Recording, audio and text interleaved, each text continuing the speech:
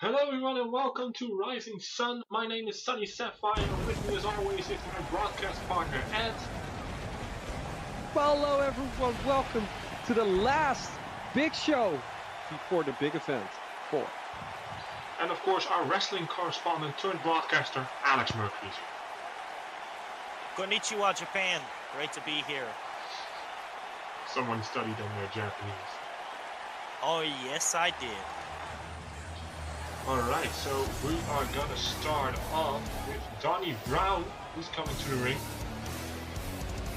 Don't think this was planned for Donnie Brown to... Well, he has something to say apparently. Yeah, This should be interesting. I mean, Donnie is a straight-up legend. Let's hear what he has to say.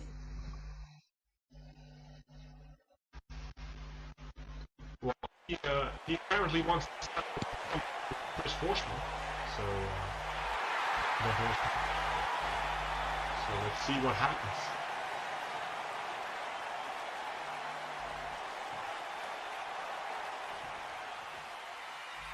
Horseman, of course, lost his championship opportunity at Contention. That's true. Alright.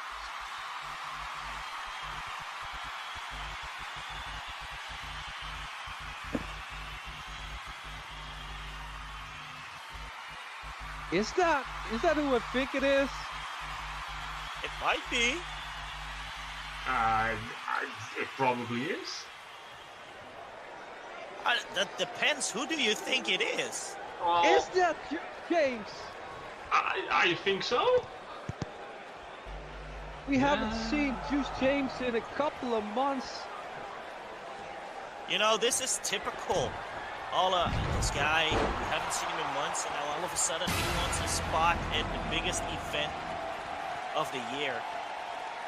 That's part-timer 101 right there, ladies and gentlemen. Apparently he has a problem with Donnie Evan Brown, and Horseman did some mind games. I don't know if they worked on a hardcore legend like Donnie Brown, but here we have Juice James back, ladies and gentlemen. The fans are going absolutely insane, except for Alex Mercury. He doesn't really seem too phased about it. Well, Alex Mercury's no fan. He's a commentator. No, he's just a fan turned commentator. I'm a wrestler turned commentator. Thank you, Ed. Hey, I'm a commentator turned wrestler, you know? We just switched it around. Yeah, but your only experience is from calling matches together with Sonny. My experience is from being in the ring, Ed. You got a point there. I'm in the top 1%. And I can really say that being in the commentating position with Sonny isn't a good reference on your resume.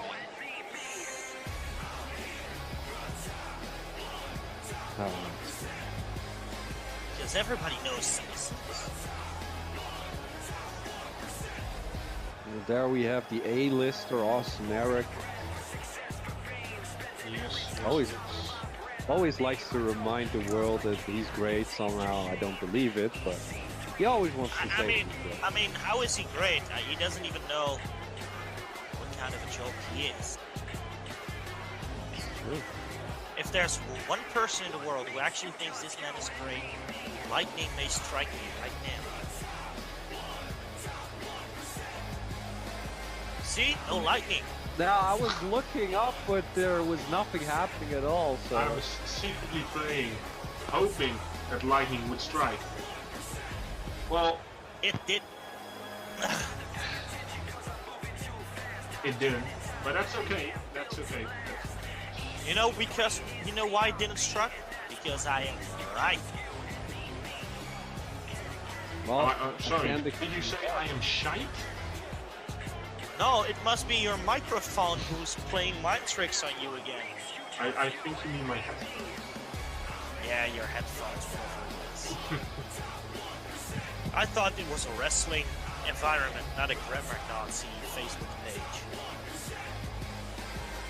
Am I allowed to say that on PG television? No. Is it PG? We've never held onto the PG at all. I mean, we tried. I mean, come on. We tried See, there it is. Already, this is not even the first match. Hasn't even started yet, and there is the first. Usually, you are the first to drop the bomb. Yeah, That's true. That's correct. I cannot deny that at all. And is an F-bomb machine. I am. So And we're a gonna ginger. see. I wonder what's worse. We're gonna see a rematch between Caleb And what? Stone and Austin Eric for the International Championship. And what, Alex? And what am? I mean, what is worse? Saying too many F-bombs or being a ginger? I mean, children are frightened by gingers. Hey, at least I'm married. It's true. But I figure that Alex probably has a little. It's tough for Alex to find women because nobody actually likes his surname. You know, once you're related to Jeroen Mercury, who wants to date you? Well, He's not he a still Mercury. doesn't. No, he still doesn't know what he's called. He just calls himself Jeroen now. Yeah, that's true. It's just for the handiness, you know. We still have to remind people that you're two brothers, even though you have to give them surnames. But look at this man's moustache. Every time I say it, and every time I will continue to say it, because it's just magical. It's fabulous. It is. It really is. So, we of course have Caleb Stone versus Austin Eric here. So, Alex, what do you think is going to happen in this rematch? I mean, you never know where it's going to go. The A-lister has been very fond on his own.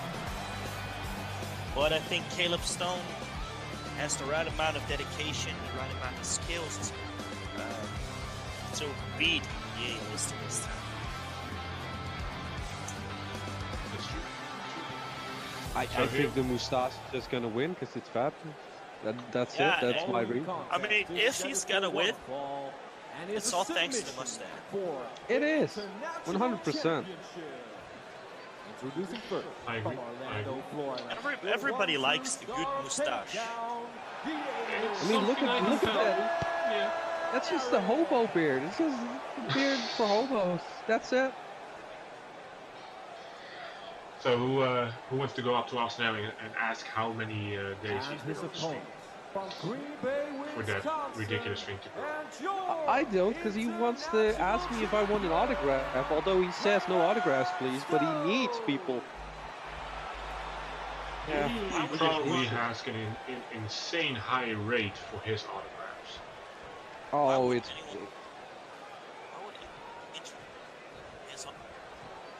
Nobody wants to. That's why he pays people to get to give an autograph. You know, he just pays people. Yeah, I can see that. Yeah, but like, living as a freed-up superstar can be very hard. It's like we don't have to be too hard. What's hard about it? You get a nice pay, fans recognize you everywhere you go if you're even relevant enough. Oh wait, that means they don't recognize Eric. Savage. So we see, of course, Austin Eric versus Caleb Stone for the International Championship. And it seems like Austin Eric has the advantage for now. You know who has the advantage? I do. Why? I always have the advantage. Since when, Alex? Since when do you always have the advantage? Since I said so. Yeah. Great reason. I can't argue with that. So, And a huge clothesline in the corner by Austin Eric. You shouldn't even want to argue with it.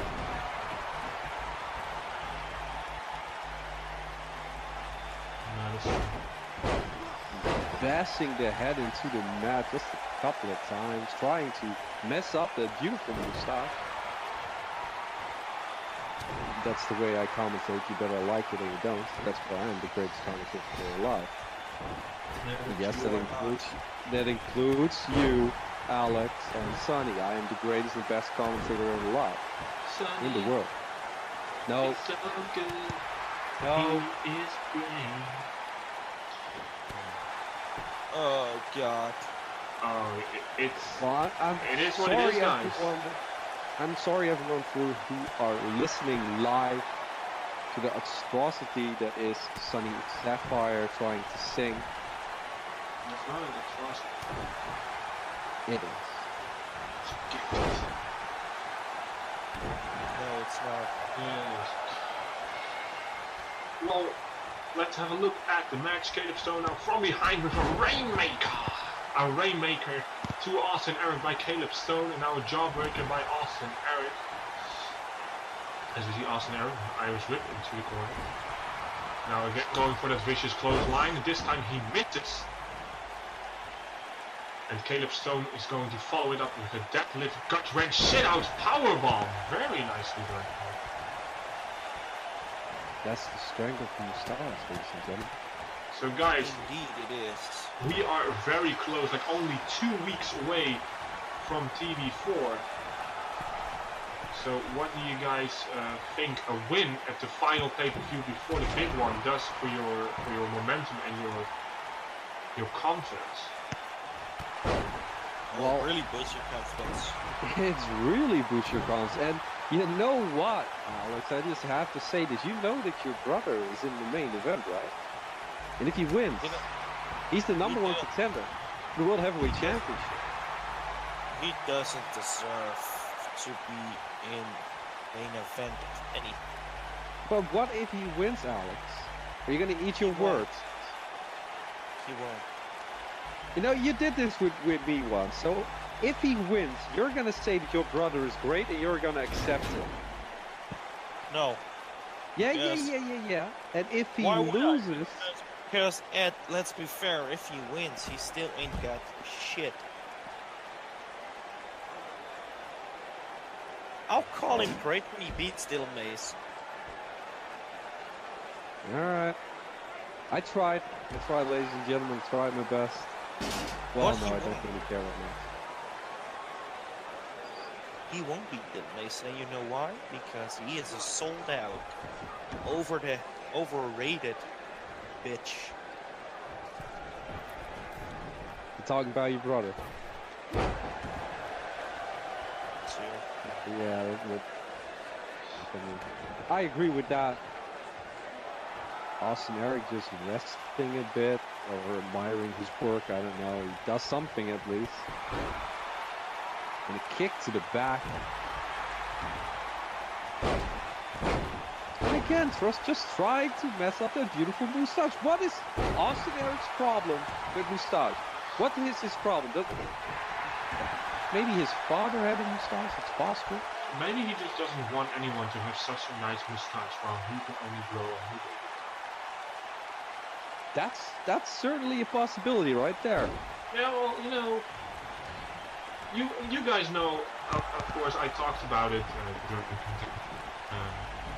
I have a lot of diplomas, so I know I can do a lot. As you see, yeah, Caleb of course, your printed out Harvey. my printed out Harper degree still hanging right up here between my back. So Yeah. yeah, I got that.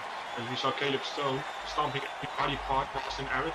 Now with a German, and he maintains waist control, and another German maintaining waist control yet again, and now a third German, and now he releases Austin Eric, and Caleb Stone is singling in on a retention for the international title as he goes into a variation of the Hell's Gate submission maneuver. Is Austin Eric going to give up to the beautiful mustache? No, he's not. He gets out. He got out of the submission move, guys. Now a beautiful brain buster by Caleb Stone and Austin Eric. And Caleb Stone feels it, but it's not done yet. With a shoulder block. Yes, very nice. And now Caleb Stone trying to crawl away from Austin, trying to create some distance as we see his knee and foot being driven right into the canvas. Austin Eric is making sure that he can't stand or walk properly. And oh, the pay dirt! The pay dirt by Austin Eric, driving the face. Caleb Stone with that moustache under his nose right into the cantons. Such a devious act here. And of course he just gloats. But he should have went for the pin. It was a huge move, but he doesn't capitalize at it whatsoever. He just admires his work. That's the problem that Austin Eric has. Austin Eric has a lot of problems. Yeah, but I'm talking like at the moment in this match, you know? Yeah. A submission from Caleb Stone again. Again, Austin Eric caught in the submission maneuver by the champion. And is Austin Eric gonna give up here? Is he gonna give up? No. He is not gonna give up as soon as Caleb Stone has released the hold. But he's trying another hold. Another dragon sleeper here. And again, Austin Eric is not giving up, guys. I don't know if it is something that happened in the match, because Caleb Stone cannot hold these submissions anymore. He just lets it go. Yeah, maybe. Well, I'm trying to think something. Submissions, they cost a lot of energy to apply. They do. They do. That's true. So you're not gonna waste too much time on keeping a submission lock in because you're too much energy. You still have a hard-fought match in front of you. And this is why we have a former wrestler here at the commentary desk. Yeah. You not can give us insight that we can. As we see Austin Eric with a submission move on Caleb Stone now, and Caleb Stone fights out of it.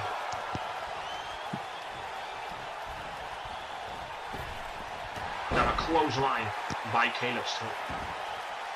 Of course, we should note that this is a submission match, so you can only win via submission, which is why we have not seen a pinfall attempt yet. And now Austin Eric choking Caleb Stone right into the corner. Well, that went over my head. I still thought it was a normal match, but hey, I didn't really look at the match card, I guess. My bad. Such a good commentator. And again, Austin Eric with the same submission moves he applied a couple of seconds ago. And is this time Caleb Stone gonna give up here to Austin Eric? No, again, Caleb Stone is able to fight out of it. And now a spear right to the midsection by Austin Eric to Caleb Stone. And again going for the submission move the third time. Will the third time be the charm for Austin Eric here on Caleb Stone? Is Caleb Stone gonna give up? And he releases his hold on the international title. And again, Caleb Stone able to fight out. I've been really impressed by the submission moves of Caleb Stone. Austin Eric just goes for the same move every single time while he hits a brain. Another brain buster. I can do it as well, Sonny. Very nice. And now the Dragon Sleeper here. Again, the Dragon Sleeper here. And Austin Eric again fighting out.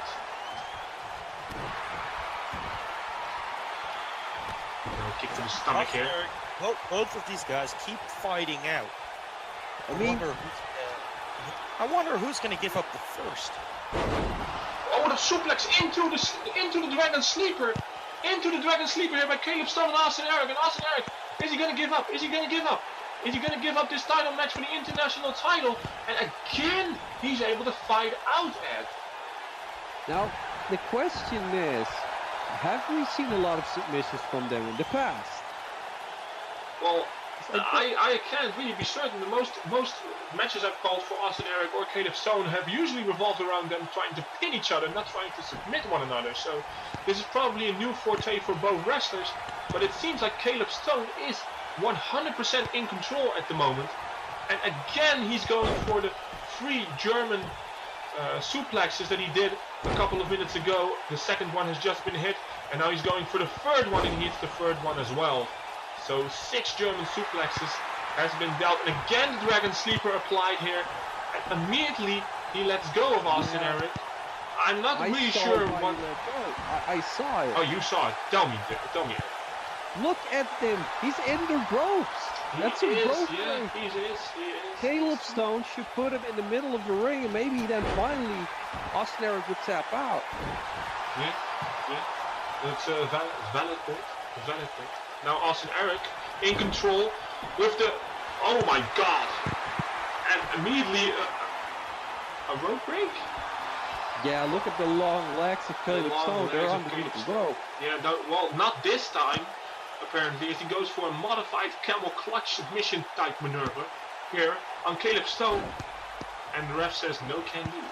He says he did not give up. Caleb Stone did not submit, and now he's going for a cross arm breaker. A cross arm breaker here on Caleb Stone. Is Caleb Stone going to submit here to Austin Eric? No. He's able to fight out of it. Is the referee blind? There was a blatant rope break. His whole head was in. It's a rope break. Ref, come on. And look at this. Finally, the modified Hell's Gate in the middle of the ring. By Caleb Stone here on Austin Eric. And this time, is this going to be enough for Austin Eric to give up? For Austin Eric to say, no, I don't want this match anymore. No. This match is just going on and on and on and on. Nobody wants to submit. Very, very resilient show of skills for these two competitors.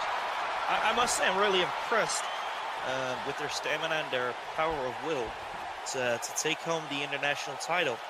A very prestigious treated title.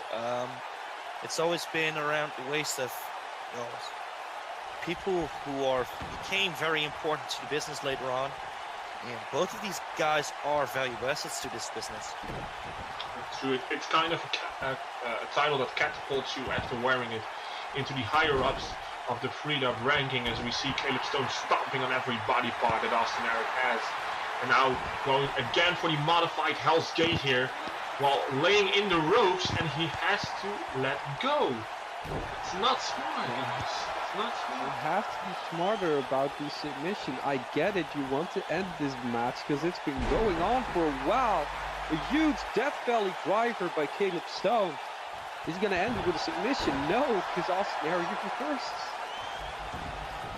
Now Austin Eric again singling out the left leg of Caleb Stone. He got the over his target. Now again, with the knees to the side of the knee of Caleb Stone, really stopping up that body part, maybe for some type of single leg Boston Crab maneuver. Mission, of course. And he sees, oh, there he is, the single leg Boston Crab. It's like Sonny can predict the future now. There's two future predictors now in freedom. Right. As we see Austin Eric, and it seems like Caleb Stone is still able to fight out. The leg hasn't been softened up enough yet, but this, I don't know. Let me guess, Sonny. Let me guess. You see the future in the sunshine. You see it in the sun. I only see it during the day. Yeah, it's completely the opposite of CJ Graves. That's true. Yeah, that's true. That sees it in the stars. That's true. And now Caleb Stone going to the top rope.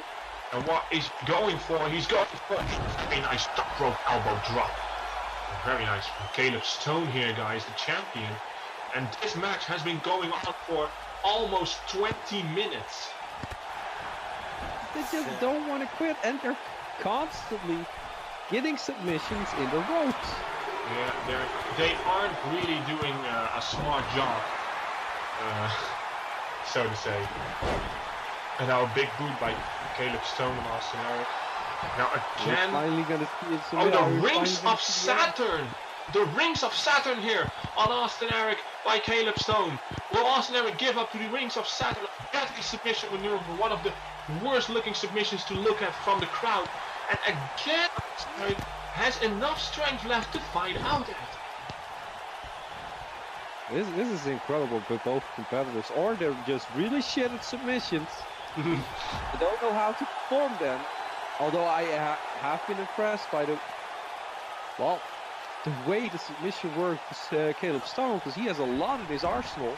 Yeah, Caleb Stone is really showing his variations of various submission moves that he has. So he's really. You can almost call him a submission specialist by now. Except for that he haven't tapped out Well, Eric. now Austin Oh, Eric with a submission move to Caleb Stone, and this could just be it.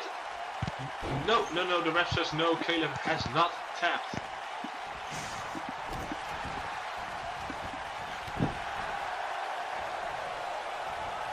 So, ladies and gentlemen, I want to do a quick shameless plug right here. In case you've missed it on our official 3Dub page, 3Dub is currently raising money for the Max Love project. The current state of the project is at $340. Max Love project empowers families fighting childhood cancer and related life-threatening conditions, and it's truly a good cause to donate to. So if you have some spare cash, be sure to donate to the Max Love project, courtesy of Worldwide Wrestling. Well, as you just said, that announcement, and it is wonderful charity. Austin Eric tapped out. Well, he didn't tap out. Caleb Stone tapped out to Austin Eric. So that means we have a new international champion, ladies and gentlemen. That's true.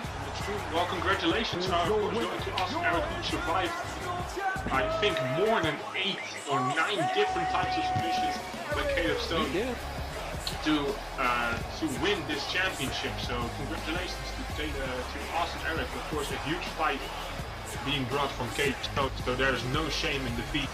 Congratulations to our new international champion. Maybe you know this, Alex, but isn't this like the third time he held it? I know for sure it's the second time because he lost it to Caleb Stone. It might even be the third. I don't know. I think it's the second, actually. Okay, well, either way. Well, unfortunately, Caleb Stone's reign was very short-lived. It was really short. Yeah, it's going to be hard to predict what these guys are going to do at TV4 right now, because Austin currently, he has punched his ticket to TV4 by winning a championship, of course. Whether Caleb is going to challenge him at TV4, that's still a question that we're waiting for the board of directors to answer, of course. It's still up in the air. If they're going to face at TV4, I request the board makes it another submission match, because what we just witnessed, ladies and gentlemen, was amazing. It really was, and as we go from one amazing international championship match, we go on to the Worldwide Wrestling Tag Team Championships with Havok facing the defending Nightbreed. Another great match. Yeah, Nightbreed, of course, won it at contention in a ladder match, I do believe. Yeah, indeed, in a ladder match. It was a triple threat tag team ladder match, if I recall correctly. Yeah, with the Nation of Domination. With the Nation of Domination, and of course the Red Army, Code Red in this case. Yeah, let's see what they can do if in a singles match, no ladders involved. Let's see if they can actually retain their championships tonight. If they do, they already punched their tickets to TV4. That's very important about today, ladies and gentlemen. If you win your match, if you win a championship or whatever, the chance is very high that you earn your spot at TV4. And everyone wants a spot on TV4. If you don't want a spot on TV4, you don't know 3. Now that means you have to retire and go away from wrestling, because then you don't know what wrestling is. Indeed. Of course, Nightbreed, Remy, Blackheart, and Flat Michaels. One thinks he's a vampire, the other something with darkness, I don't know. I don't know what they are. They're good. They're fun. Yeah, I have to agree on that. I like them, actually.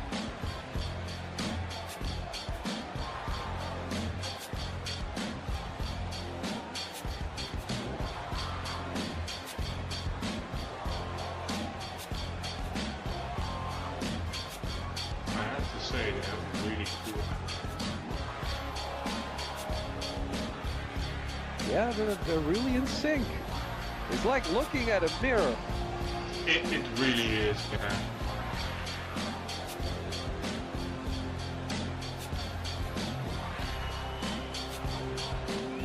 Well, it's always good to be in sync.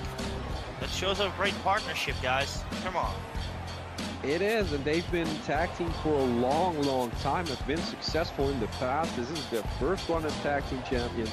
Oh, this isn't their first rodeo, and it's actually very sure that these guys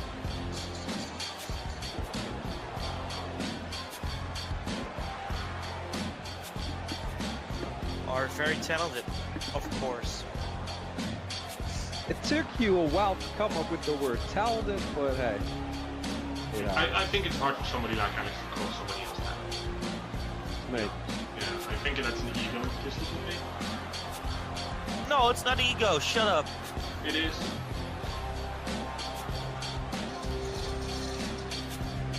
It isn't ego. Jesus, Sonny. Get the fuck out of here. That mask, though, that is something else. It looks really cool. Gonna have to say. So, did you just hear that, ladies and gentlemen? A sunshine, a sunny guy. Well, they just stand next to each other. That's a bit weird. Maybe they're really friendly. It could happen. Well, I never heard Havok to be friendly before, but hey. Whatever. There is a first time for everything. Of course, this is a match for the Rebellion World Tag Team Championship.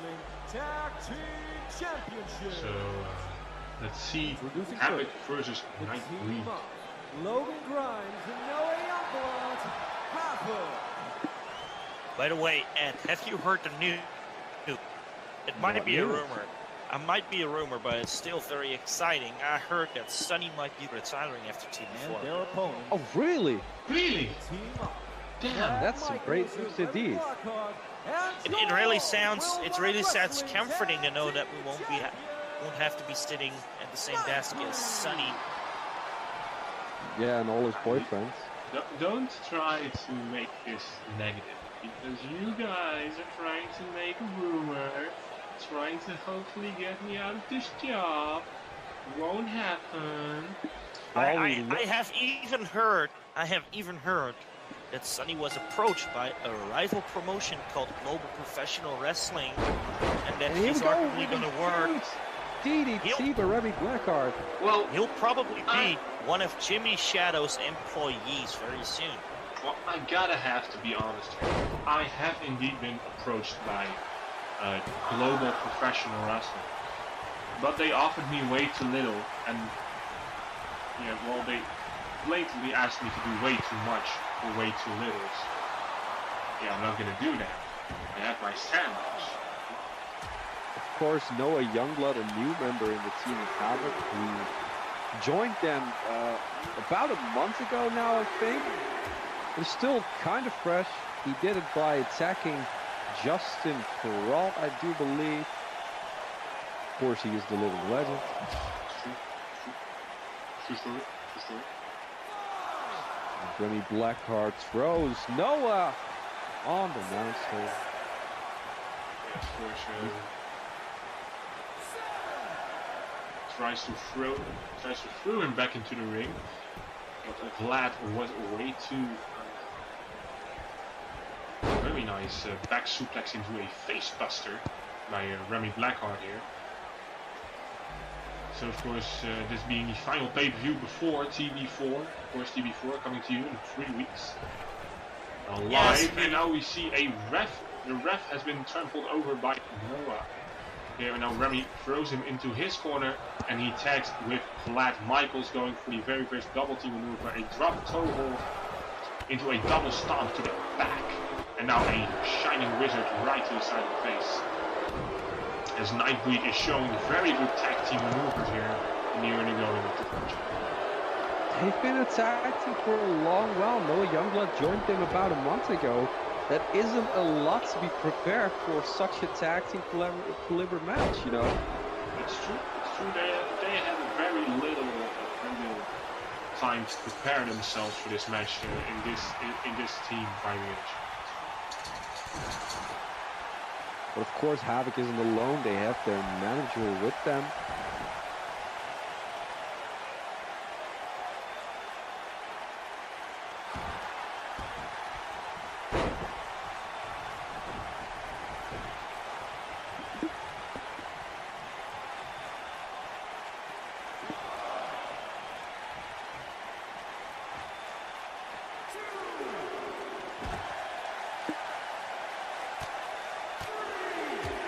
And some punches by Flat Mykal as we lost our play-by-play commentator thing. So yeah, I was already wondering where he was, but he just Yeah. disappeared out of nowhere, I guess. So, Ed, you're going to have to take over today.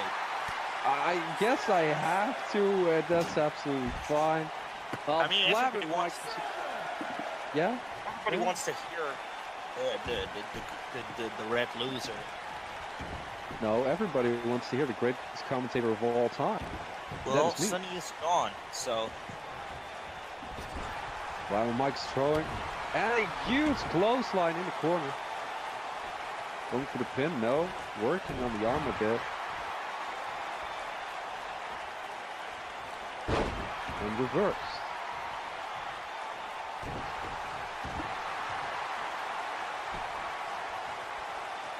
I hear Sonny. I hear his microphone.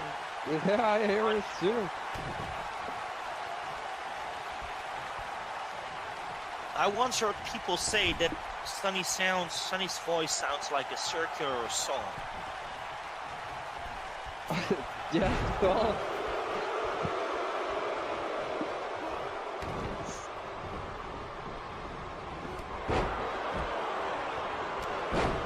And a huge clothesline, but no Youngblood to Remy Blackheart. Well, that's two names that I almost got mixed up right there.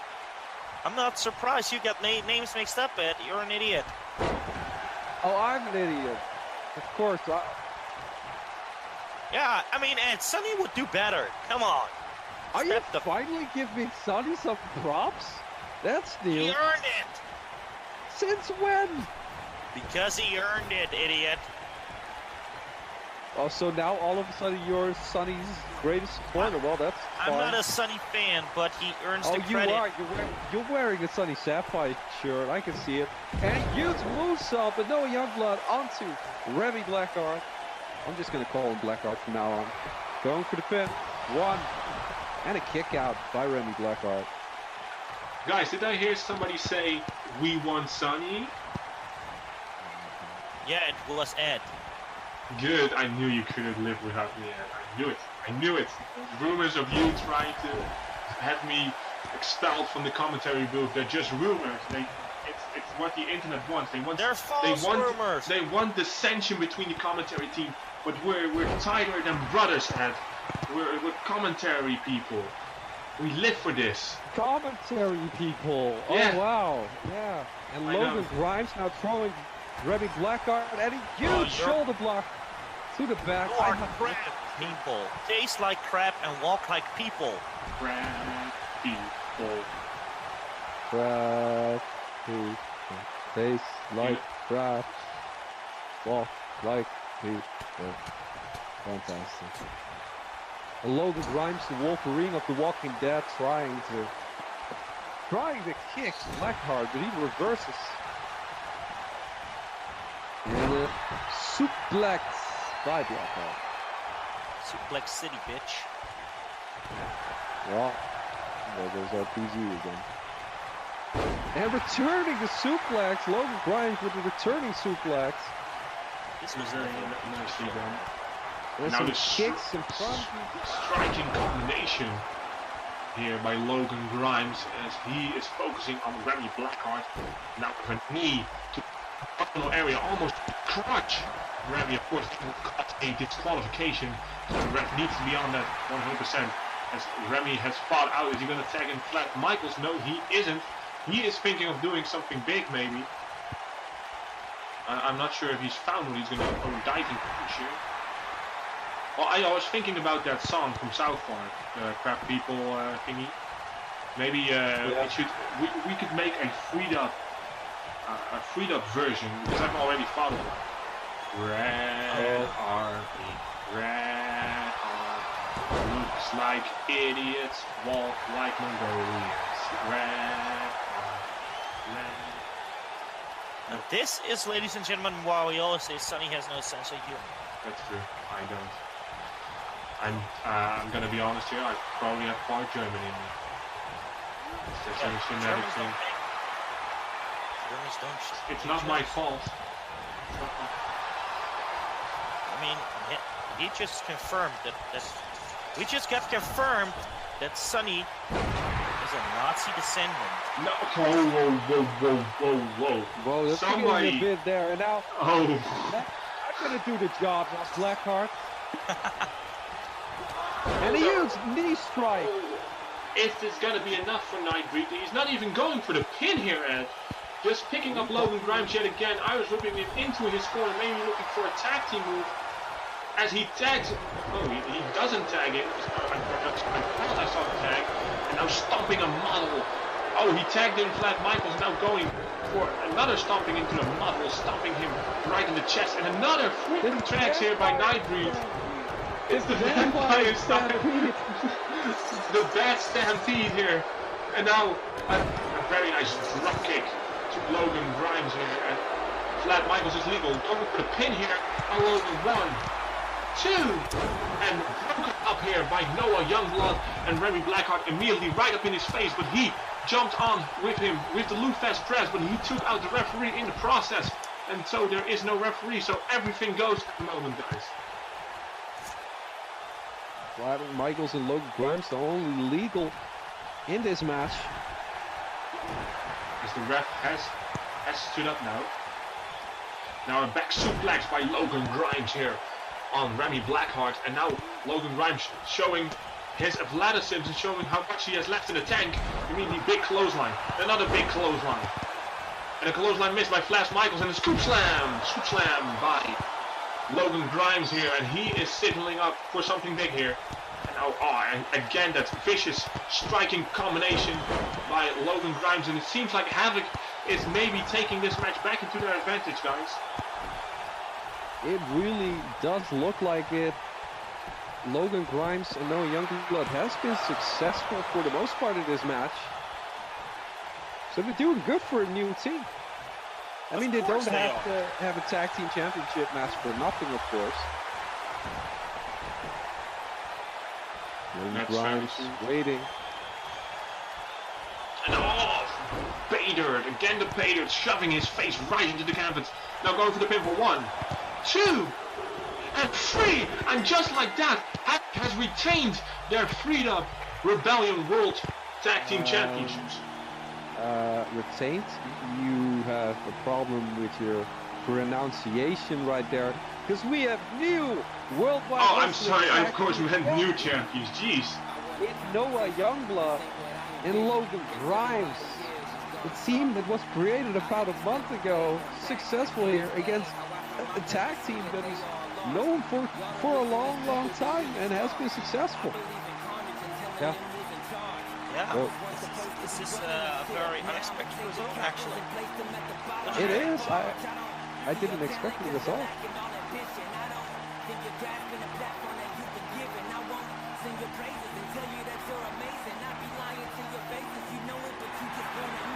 Well, congratulations goes out to Havok. First time for them becoming the tag team champions in a fantastic match, but this is surprising. It really is.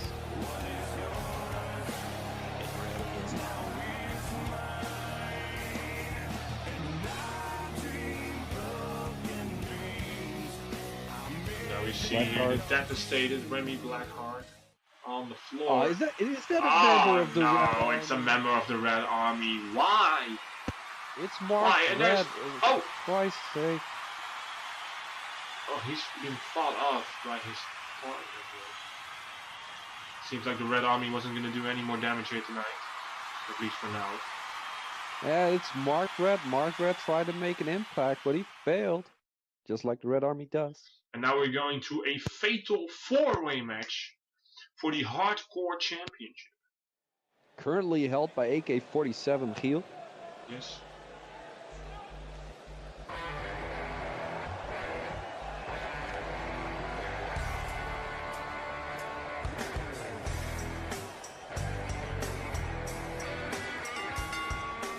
The following contest is scheduled for one fall.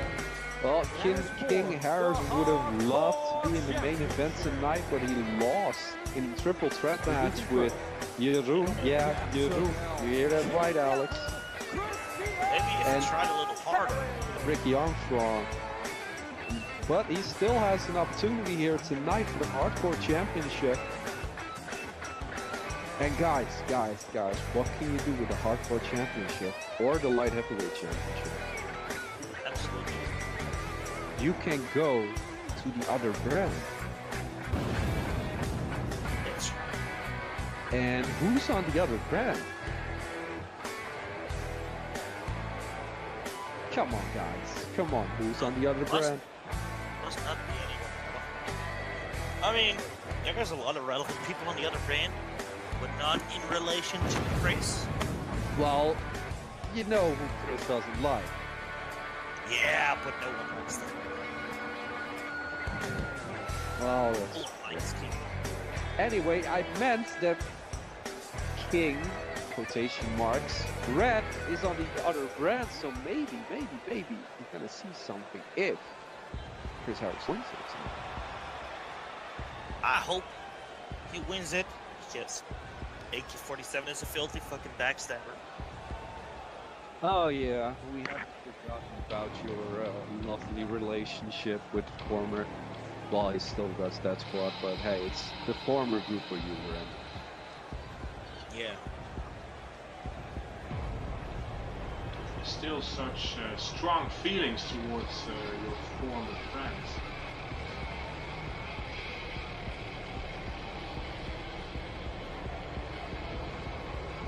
Now, who do we have here? Well, I have to say, I think it's a dragon of some sort. I think so too, yeah.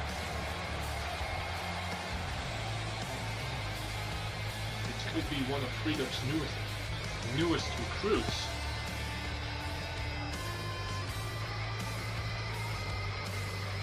Freedom's newest recruits. Sounds exciting. No, it really is, and of course this is the first time we see him on pay-per-view.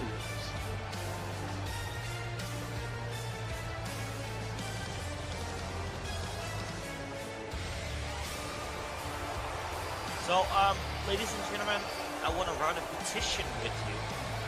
If you want Kami Sunny to be replaced. See, I knew this. I said it was a dragon of some sort. Did you guys talk about a new recruit? Dyrgos has been here for a little while now. He's not the new recruit. Dyrgos has been here for a little while now, and he has a hardcore. Pay-per-view debut, Ed. It is, but you can't call him a new recruit. Well, we anymore. can't. This is his pay-per-view debut. He's only a month. King Red has been in a year, and he's been in the next gen match, which is basically a rookie match. All right. Fine. Anyway, Dyrgos has indeed been here for a month. He did well so far, I guess. Well, he's not in this match for nothing. I believe he even beat my brother. At least that's what he said. He said he beat my brother. Let me check in my notes here. Yeah, at the fact checker. Fact check ad.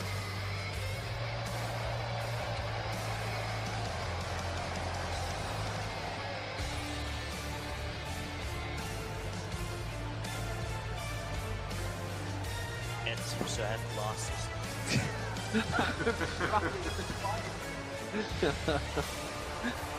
I know where you left your notes. They're right behind. No. They're right behind. Why? No. Dyrgos had a match about like 3 weeks ago against Beast, And AK-47, Chiel attacked Dyrgos, giving Dyrgos the win, and that's why he is here tonight. Okay, because Dyrgos said he beat my brother, and I would only applaud that, of course. Well, here's the Beast. We all know he did quite well in the Stampede of 2019. He's one of the last members. It's true. And we fucked up his name a couple of times, but we know it now. It's the Beast. We didn't fuck it up, we messed it up. The Beast, so he comes directly.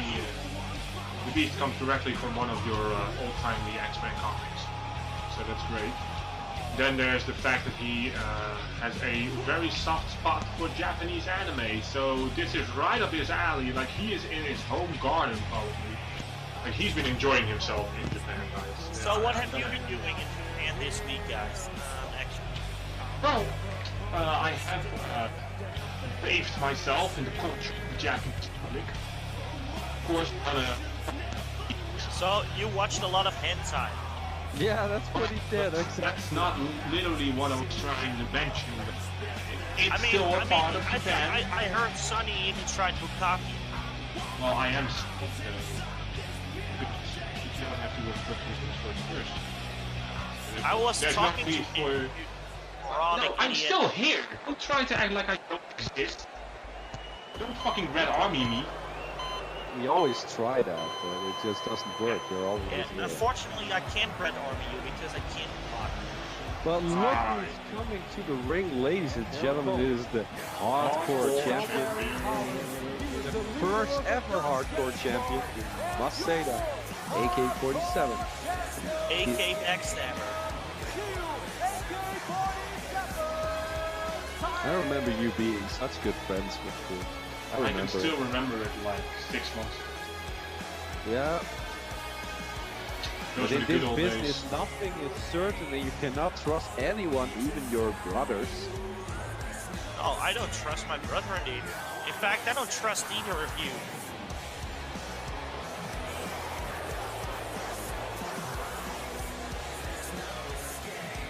You don't have to say that. I mean, I'm a pretty trustworthy guy. But I'm not gonna do anything you're not. to you. What do you think I'm gonna do? You are a liar, Sonny. You lie to the whole world, and you're actually a straight man. I am a straight man. Seems polite. Since everywhere. That's how everything.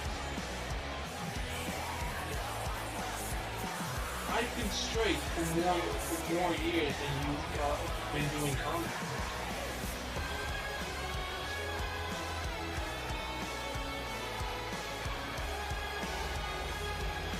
Well, seems nobody of these two wants to admit that I'm right, so we're just gonna go ahead with the Hardcore Championship Fatal 4-way match. I just, your microphone just cut off. Did you just admit you're gay? He did. He did. No, I heard him say something about admitting. No, Yeah, I'm he not had something about admitting. admitting. No, don't try to do funny things. No, he did. He did. He did. And the match starts right now, and a huge spear. Like the first thing that happened is a spear by Beast. Very nice. Chris Harris. Well, Beast is living up to his name, only doing big moves, and now he throws out King Harper into a force that is greater than anything I've seen him do in freedom this far. So he has come prepared to Japan, of course. He loves Japan, that's what we know of him. So maybe being in the home country of Japan gives him special powers, guys. Give him more energy, more focus, more determination. He's going Super Saiyan right here tonight. And then afterwards he's going to summon Exodia and fight the 7 Dragon Balls. And he's going to catch Pikachu. Are you guys quoting Justin for all? Pretty much, yeah. He doesn't even know what anything is. He's still running away. I don't think he is here tonight. I think he's still like hiding somewhere for Rainbow Wolf and you are such a hater. Yeah. Why am I a hater? Well, because you can't seem to understand the beauty of Justin and Rainbow's cat and mouse game. I mean, the moment. No, I'm not even gonna start. No, don't. Please.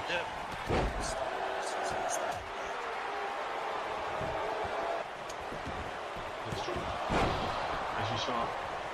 As we see AK-47 still in control of this matchup, and now a ripcord knee by King Harris as Beast is going to work on Dyrgos, and now I think there's a suplex coming, very nice by King Harris.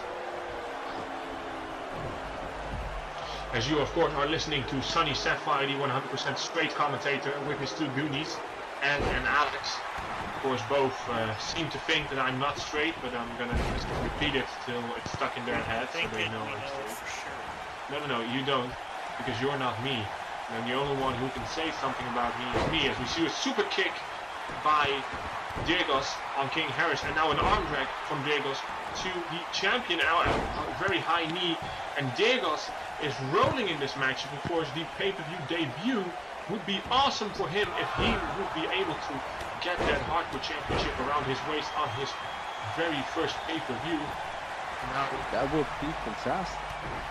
That would be one hell of a pay-per-view debut, as we see Chiel clotheslining Beast out of the ring. Now it's become a triple threat. Now Dyrgos seems to be focusing on Beast on the outside of the ring. Dyrgos now with a double axe handle right to the back of the head. As we are not hearing much from Alex, is he maybe perplexed? Very nice end of days on the floor. I'm perplexed by this move. Fair enough. Wow, look at the move that Dyrgos just pulled off. I don't know what that was, but it was incredible. I mean, you know what I was wondering, guys. I thought this had this funny smell tonight. And now that I saw Dyrgos entering, I knew what it was. It was Dragon Food. But your idea of being funny because Game of Thrones is almost on the way? No. Dyrgos is a dragon. Who says that?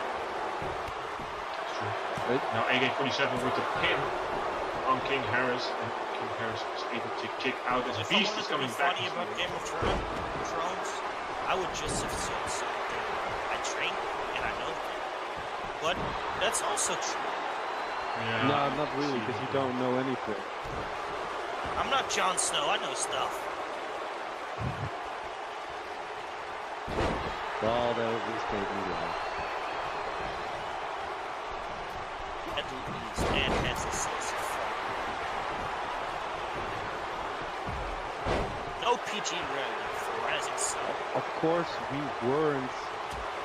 weren't commentating the pre-show, so maybe we have to run by the pre-show again for the people that haven't seen it. It's true. Very entertaining match. Of course, Justin, I think a Spanish fly from the top rope here by Dyrgos on King Harris, as Chiel, the reigning champion, is staggering on the outside, making it back into the ring. Of course, he needs to defend this title. He needs to pin somebody or submit somebody to the king. He doesn't have to be pinned to lose. That's the danger of a fatal four-way match. Now going for the pin immediately.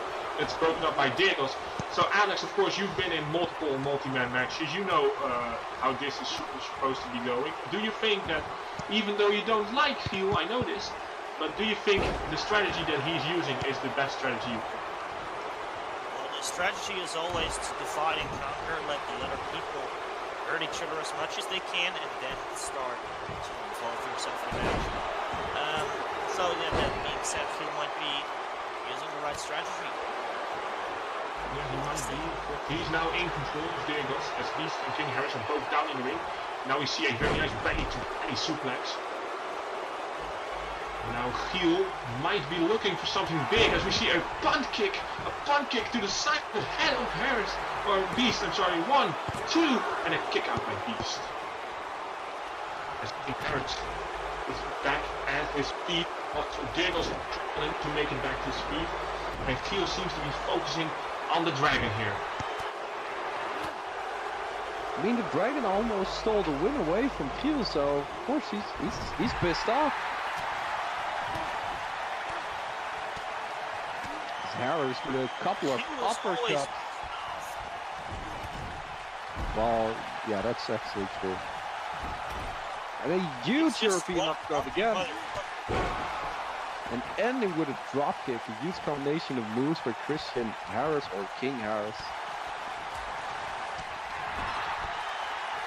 I mean, it's actually funny that Chris and Chiel are facing each other right now when just last takedown, after Jeroen beat Chris Harris, Chiel came out to attack with DDS, and then Chris Harris came to Jeroen's aid. Yeah, he clearing the ring of DDS. So this is also a really fun match up. It is, you are correct. That was indeed something nobody expected for Harris to return. But he did anyway. No one expected anything. Maybe it was like his remembrance of the Red Army attacking him, you know. Maybe it was some flashbacks. As we see Harris. Oh! That's... Who is this, guys? It's somebody here. I think he's helping Chris Harris, guys. That's Joe Hustler. A new superstar right here. He's helping Christian Harris. What the hell is this? This is new alliance. He mowed down the beast. And now Chris Harris with the beast on his shoulders. The Death Valley driver, the Devil driver. Now Chris Harris going for the pin here. 1, 2, and 3, and King Harris has won the Hardcore Championship with 8 of the newest superstar in Freedom. By Joe Hustler. He looked like Joe Hustler was gonna attack Harris, but he was here to help him. Is this a new alliance? Maybe to make something against the Red Army? Maybe the Green Army is forming here tonight, guys. Maybe he is actually forming it. I thought Jeroen started the Green Army. Well, but we also know that Harris, he claims he's Irish, so... You don't know who the fuck he is. Well, he is the new Hardcore Champion. Yeah, he is. He is. Congratulations to the King. The King of Freedom. King Harris. King Harris. This has a nice ring to it. It really does, yeah. It does. Now it is King Hardcore. But we can say that maybe he won not controversial. Jesus. Controversially, but hey, isn't that what the Hardcore title is all about? Indeed, it is. That's what I wanted to say. It is. So, it was within the rules, so Chiel can complain all he wants, but it won't help him. Nope. Anyway, now King Harris is the Hardcore Champion, which makes him the Hardcore King. I don't think Jason Whiplash is going to be too happy. I just wanted to say, like, is he the new King of Hardcore? That's... Well, Whiplash doesn't call himself the King of Hardcore anymore. He's now something. King of soft porn, I know. I thought he was the King of Savagery or something? Yeah, something like that. He's not very good at that either. No, that's... Well, you can't really blame him. Like, he's just begun. I mean, like, you're doing commentary for like the 4th time and you're still not great at it, so, you know, there's that. As we move on to a #1 contendership match between Amber Rage and Rose Red. Well, I think... Well, let's see here. Well, since when do you think?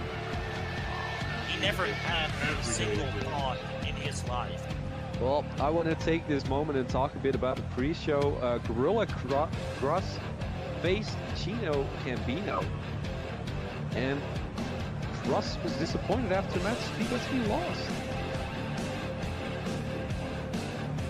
And of course we had the whole dance with Noah Youngblood and the Living Legend for the TV title.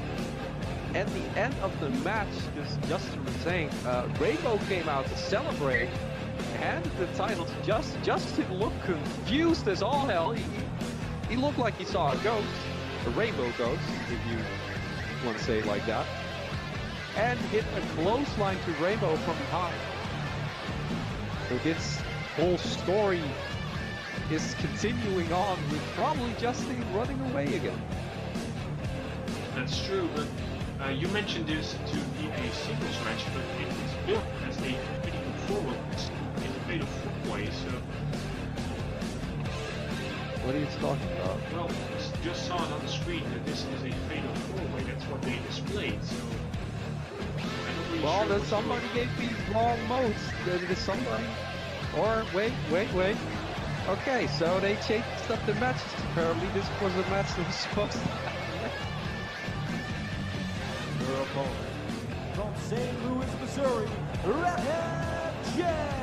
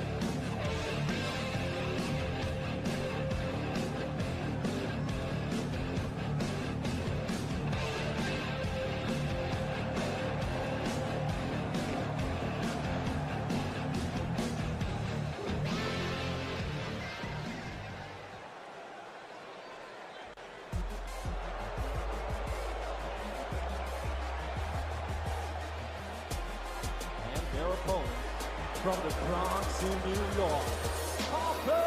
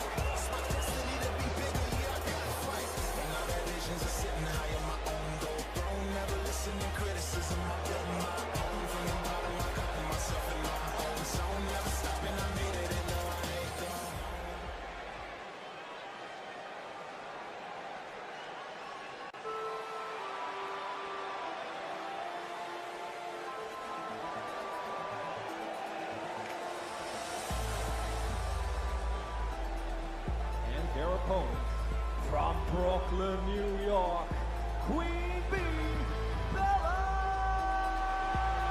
Roberts!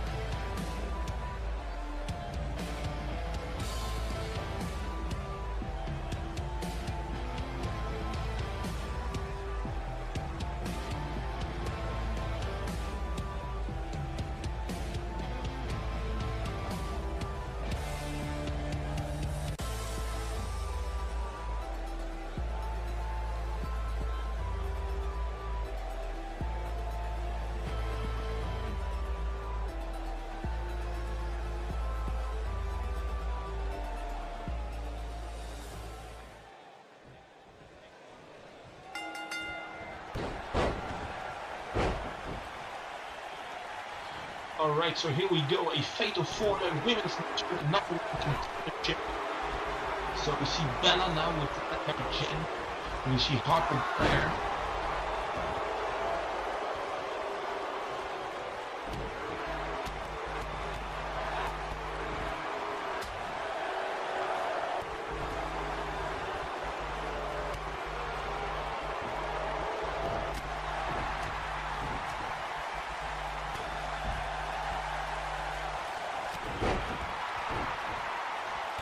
Now we see already 2 women fighting outside of the ring and 2 inside of the ring. Of course, a decision can only take place inside of the ring, as we see a jawbreaker here in the middle of the ring.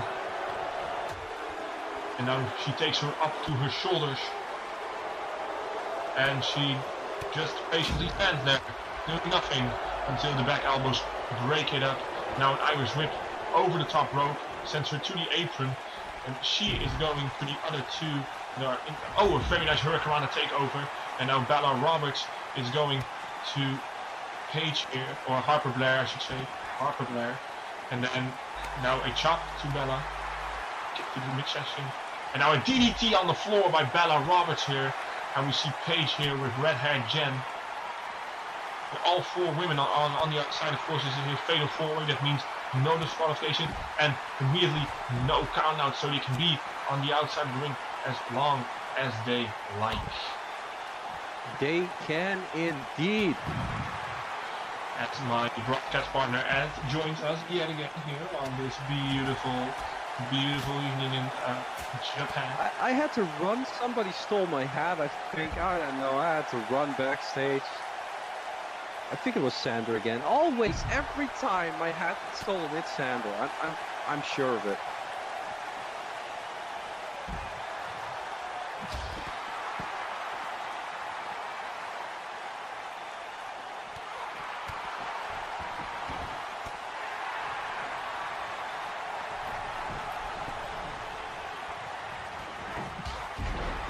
And a huge elbow drop from top rope. Celebrating a bit and some kicks here.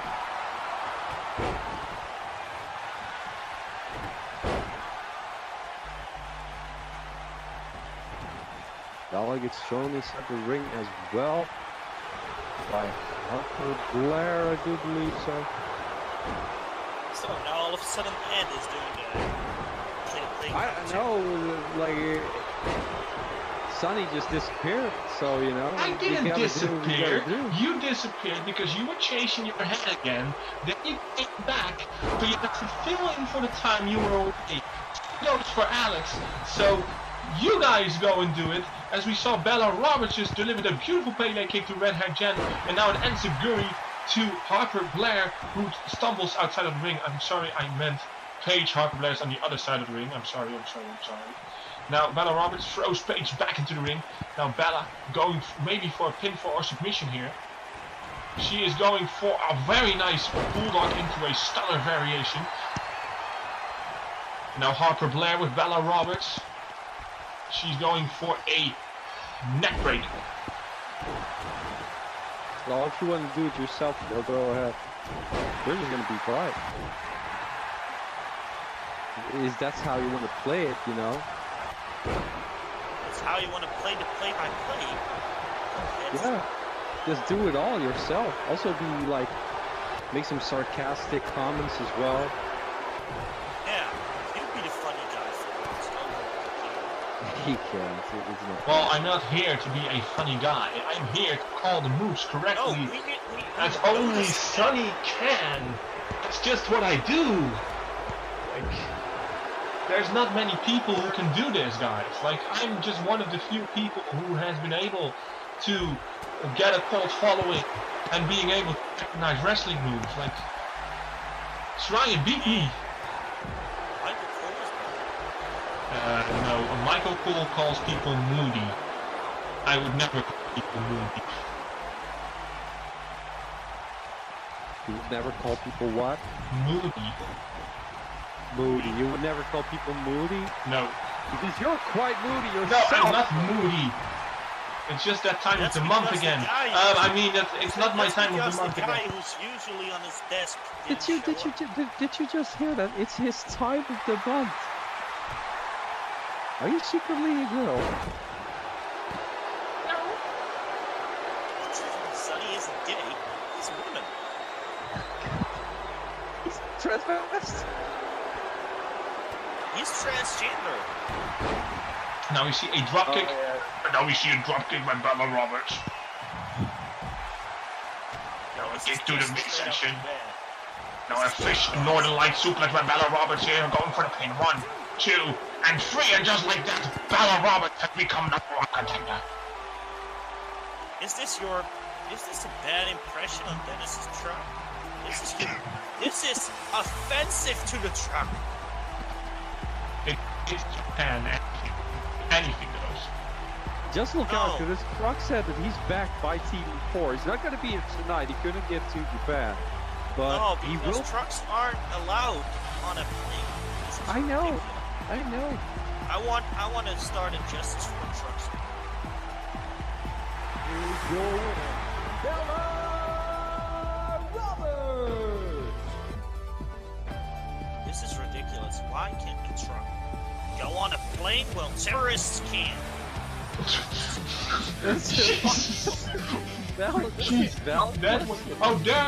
There's Joe Hustler again. Joe Hustler clapping at the victory of Bella Roberts, guys. So is there something going on with King Harris? Maybe that's Bella's bodyguard. Maybe it is. Well, remember, do you guys remember or see the footage when Azrael Victor was Bella's bodyguard? No. Actually, No, I haven't seen They it. were a stable called Queen's Guard, and Azrael was the only male in the stable. Well, that's not entirely true. Because Oz and Eric had hopes to become one of the guards. well, here we have the guys that call themselves the EFED Elite. They think they are the elites of the wrestling world. That's not true. I am the elite. No, you're not the elite, but they aren't the elite either. And Archangel here is gonna face Rock Leone for the light heavyweight championship. Rock Leone has been such a great champion so far.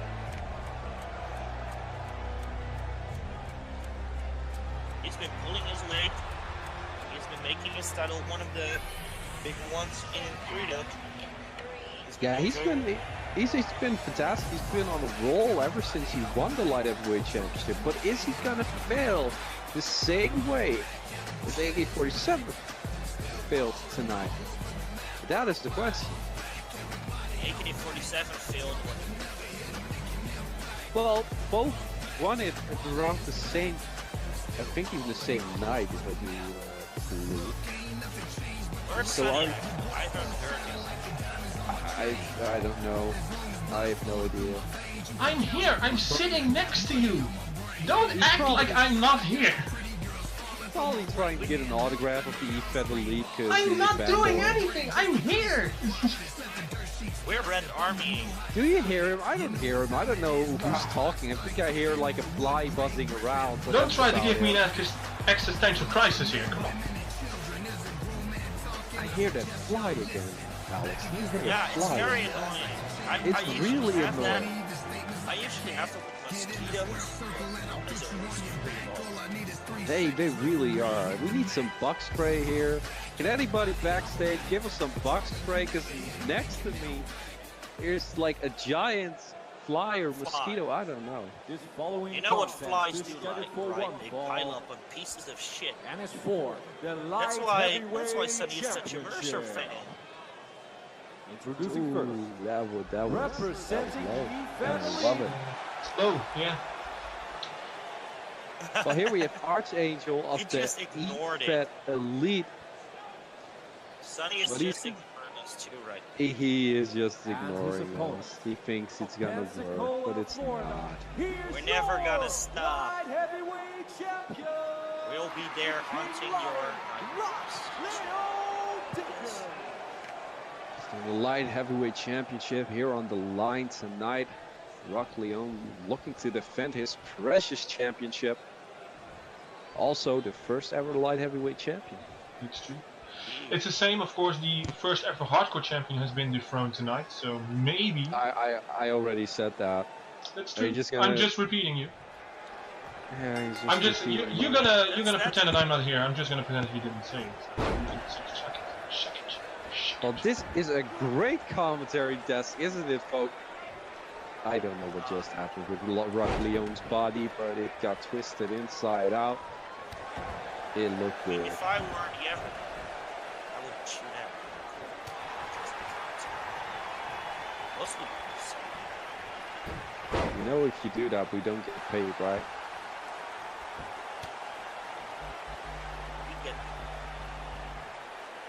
I have hiring left contracts because they always have to pay. Sure you do.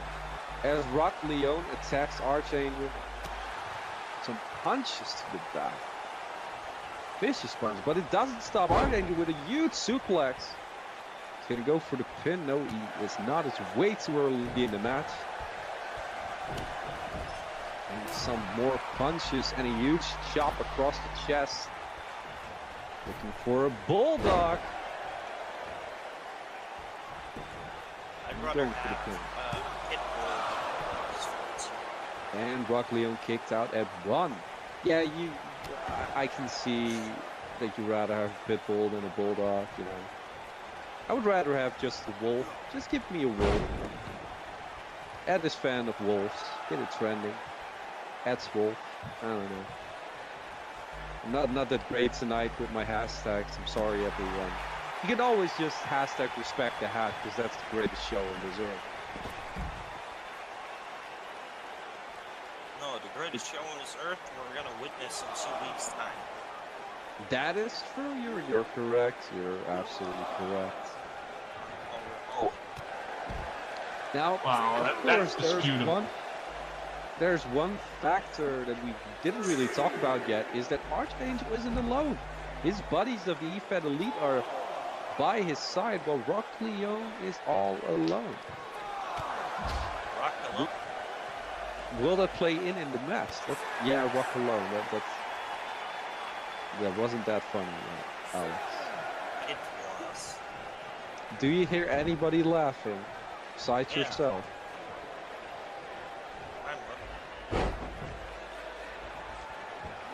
And a Leone slam, as it's currently, it is known as the angle slam, but I'm just going to call it the Leone slam. I would call it the Dickens. Yeah, that was also good. And top rope here, waiting for elbow drop. I think it's double X handle. Oh god.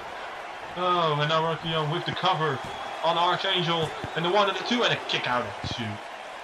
I'm sorry, you know, it happens. Yeah, I understand. Slip up happens. I mean, look at your parents. You're a slip up, of course. Of course, we still have Archangel now throwing Leone over the apron, now rocking it down to the floor, as his buddies of the EFED Elite are still ringside looking on as their buddy is trying to take the light heavyweight title.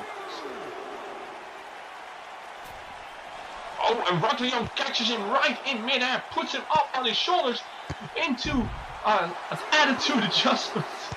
A very nice violence carry into the big slam on the outside. So Alex, you of course have been part of many stables, many groups. So what do you think does it to the psychological advantage of having your buddies out here? Oh, that's a great point. That was a great sentence by Alex. It was well. And that's it. I think that we lost Alex. I think we're losing Alex. I have trouble hearing him as well. That happens when you play Rocket League on the live show. That's true. And there it is, Leone. After that beautiful counter on the outside, he picks up the win and retains his light heavyweight title. That means there's still only one light heavyweight champion in freedom, and it's still Rock Leone. And he is successful, not like AK-47 That means Rock Leone is going to be a longer championship. As we see some highlights of the match, great match of course, and the Event Elite didn't really do anything at all. They've been quiet on the outside. They well, not quiet, they were shouting a lot, but they didn't interfere at all, and that's always good to see.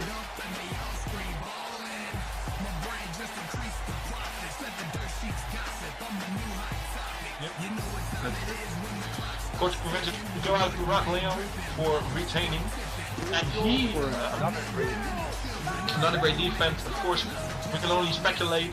We don't know if he's gonna defend his title. Wait, come on, the Event Elite, come on, sore losers here at Rising Sun against Rock Leone, and this is poor sportsmanship. This is not what freedom is all about. This is what we said. Like, he's all alone. He's all alone. And now he got the chair, and he fends off the referee who keeps saying that he shouldn't do it. And now the chair, no! It's Kota Masuda. Kota Masuda is firing up here and saving Rock Leone from the beatdown by the Event Elite. So, I wasn't completely right. I said Rock was all alone, but at least he had some backup. Event Elite still trying, but Kota Masuda clotheslining out of the ring. Guys, you don't always visibly show. What? You don't have always visibly. Just have to when it's really necessary.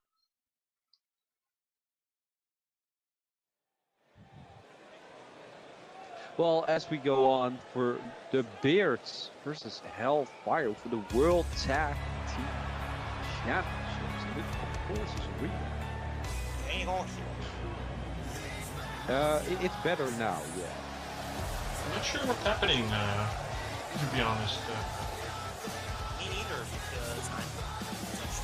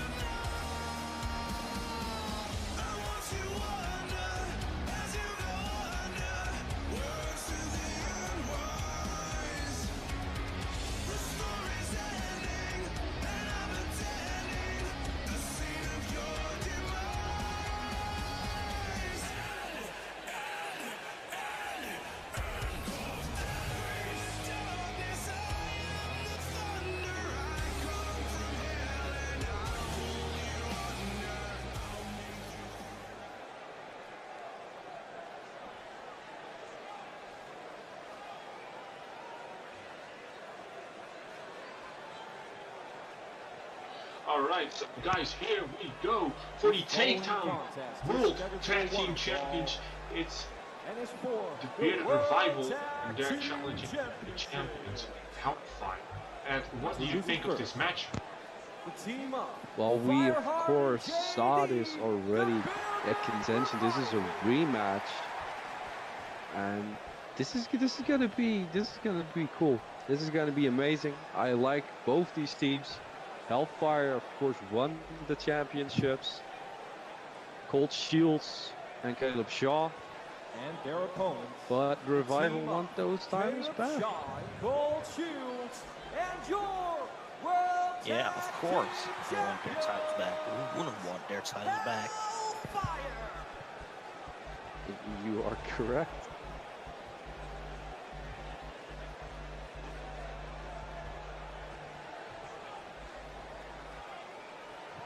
So yeah, who wouldn't want their titles back? That's a very stupid remark, actually. Well, maybe there is someone that doesn't want their title back, you know? I don't know, maybe there is some weird guy in the universe that doesn't want their title. I know there's some guy really desperate not to lose it, being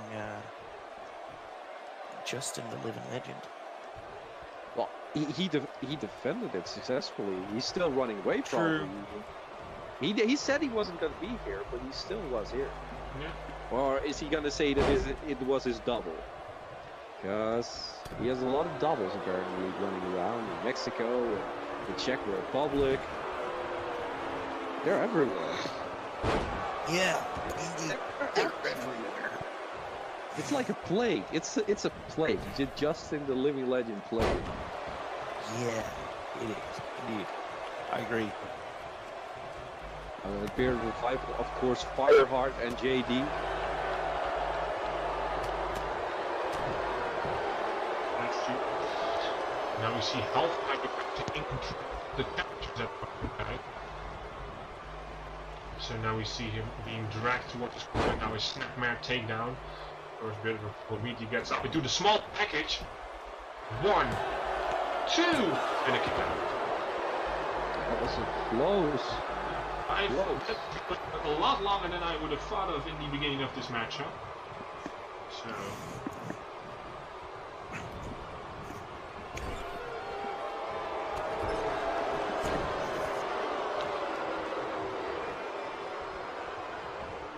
Now back body drop. A bit of revival. Hellfire now a backbreaker, very nicely done.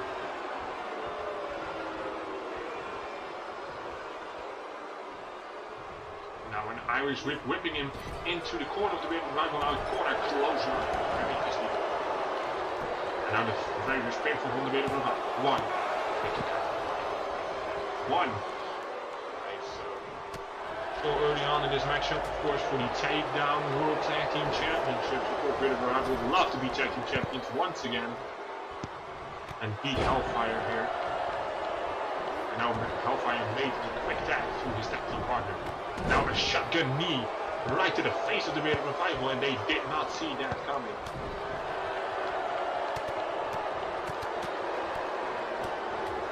A striking combination here. Now another striking combination. Oh, very nicely done here. Takes down the Bearded Revival. And what do you think of this matchup so far? It's been physical. It's been fast-paced, powerful. It has all the things to make this a great tag team classic. Indeed it has.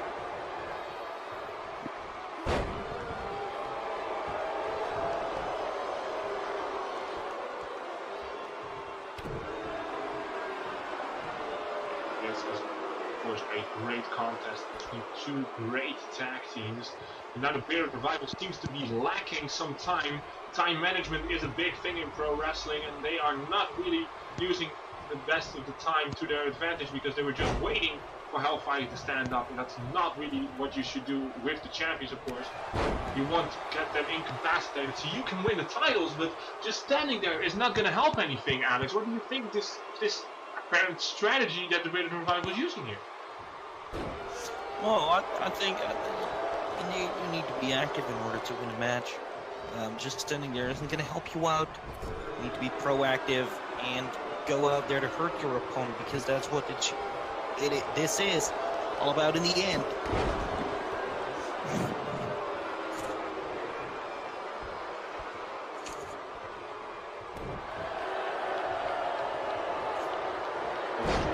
Very true. Now we see still Hellfire in control of the Bearded Revival, and the Bearded Revival is able to fight back, but still they're in the corner of Hellfire. He's way too far from his tag team partners. Hellfire makes the tag as their manager on in the corner looks on, probably very happy with how things are going. Now a German into a back suplex, very nice. Of course he looks happy. Hellfire has been dominating. It's been incredible. Of course they have. But we all know I'm a fan of the Bearded Revival, so yeah. We do. Yes. We knew that.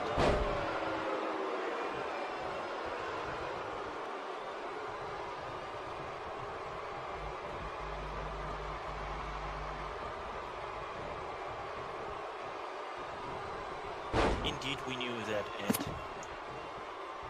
I know. It's just, yeah, we have a great commentary desk, don't we, folks? Aren't you?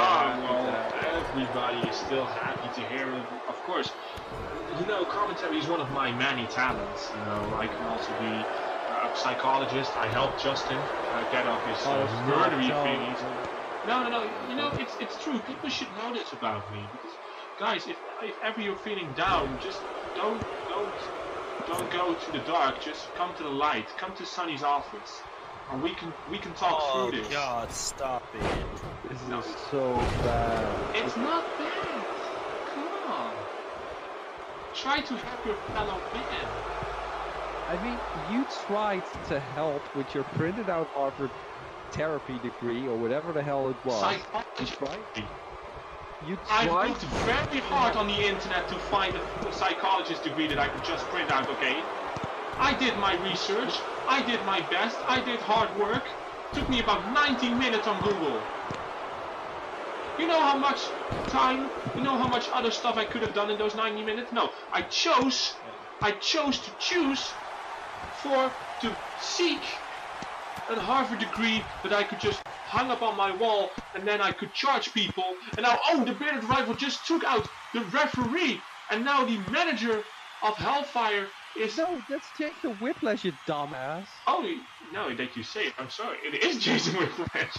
I'm sorry, I can't recognize Jason. Jason throws the chair to Hellfire, and it seems like DDS is causing some sort of interference. Now chair shots to the stomach of Bearded Revival here. And Jason Whiplash is like a happy cheerleader next to Hellfire now.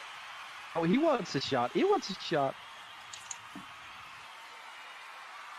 And now Jason Whiplash with the chair shot to the Bearded Revival as he looks on and leaves with a smile on his sick face.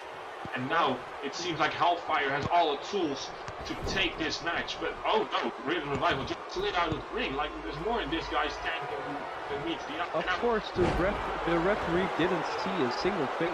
He looked confused, but that's about it. He was taken out inadvertently by the Bearded Revival, so he couldn't have seen what happened with Jason Whiplash, and therefore there is no DQ. And now the Bearded Revival with a German, maintaining race control. Very nicely done. Very nice strength here with another German. Now he's going for a third German. Very good here. Even after the attack by Jason Whiplash, Bearded Revival is still able to go. This is very impressive, guys. Very nice show of resiliency here by the Bearded Revival. One of Freedom's biggest and most recognizable tag teams. It is that beard oil. It is that beard oil. It's true. Now going for the pin. 1, 2, and a kick out. But it also says something about Hellfire that's why, like, it didn't really help. I mean, of course it did help, but it should have got the win, you know? Yeah. If you interfere, do it right, people. Come on. Yeah, I mean, Learn from Alex. Learn from Alex. Learn from his betrayals, you know? Fuck you. You didn't like it. You know I'm right. You know I'm No, right. you're not. You're never right. You're a cunt. Oh, it's some hostility right here. Yeah, Right. Alex, do you maybe have some sand left in your canoe?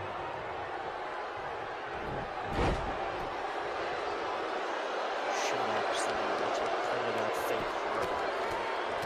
Why is there so much hostility between of my Harper degree? I don't know what you guys think, but Justin came into my office and I helped him get off his murdering racer car stand the cool. So you can tell me whatever you want, but that's not something that somebody would have done if they hadn't had a printed out Harper degree. Sonny, you are really a notorious guy. I mean, yeah. I mean, the fact that you say you printed it out, and that's it. You have a printed out arbitrary that you found on the internet. Tells everyone it's fake. As the Bearded Revival just tapped out to Hellfire, and that means they retain their World Tag Team Championships.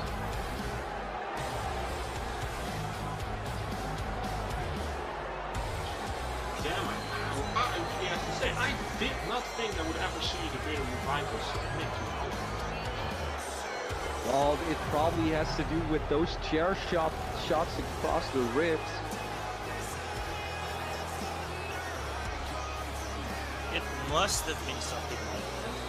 I mean, come on. Give Jason Whiplash some credit.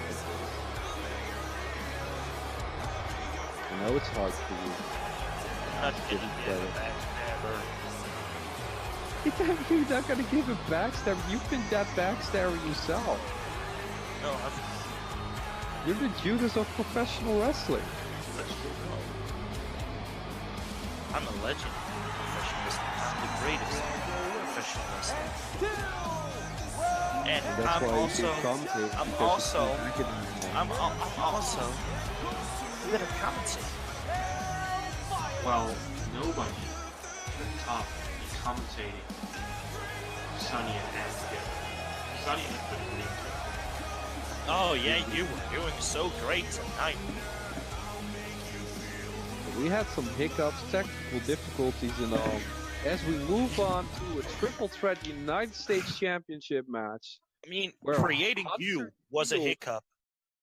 where Your Hunter parents made a Deel hiccup finally when they let me speak, conceived Alex. you.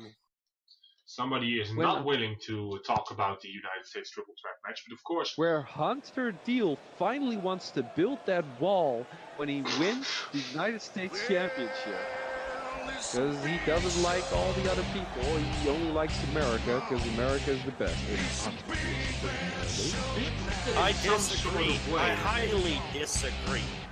I also disagree.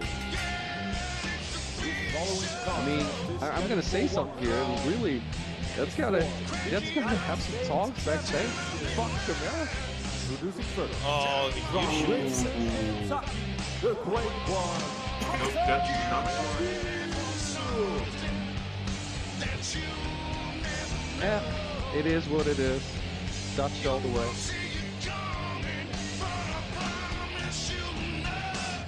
Do you think in Did some I- sort of way, the American way of doing stuff, is it a bit like a war of some sort, like a Cold War with China? Like they want to do everything that China does. China has a great wall. So now Hunter himself, I want a great wall. So maybe Hunter is like deep down inside jealous of all the things that are happening in China. So you just called Hunter Deel Korea Chinese. or China? Sorry. I, You just called I Hunter- know they look alike, but that's a little bit racist, Dad. It's a little bit racist. Hey, we're in Japan and I think we're in Korea. I can't. I mean, Not my fault. look around you. What country do you think we are? China, Korea, Japan, Indonesia? I think I'm in Africa. Africa is a country in your hand. It's a continent, you buffoon. But and if you're in Africa, never forget the restaurants.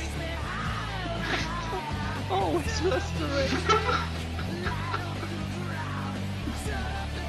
I mean, I know you're the one and only, but it really says you're the one and only guy who is not finished elementary school.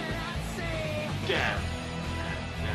I'm just having some fun. Yeah, of course you're having some fun. Sonny. You're having some fun over the racist remarks that you're making towards the Chinese, Japanese, and Korean people. No, that's really what the freedom's all about. We are gonna exclude, of course. Don't forget Malaysia, the Philippines, Vietnam. I think the best thing about this is that I actually Mongolia. called Hunter a communist in some sorts, and nobody's reacting to that. No. We're all gonna react to Ed because he decides that Koreans and Chinese look alike. But the big question is, does this country really look Your United States like champion, Korea? Mykal. No, it doesn't, because Korea, they're a bit different there. Are they now? Anyway, we go on with the United States Championship match. Of course, the United States This just gave me a great idea. We should have Mykal Blaize.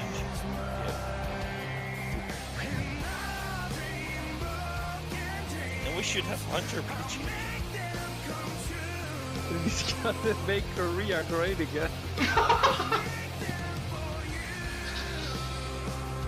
I think he's gonna. I think it's time for North America and South America to have a war for 4 years, and then come to a standstill for 50 years, and then they can talk it over. By the greatest Korean champion ever, Hunter Deel. Hunter Deel is becoming the Kim Jong-un of America. I can already see him having his very own national holiday, and then everybody needs to dress up like Hunter Deel. You see those American flags on that United States Championship?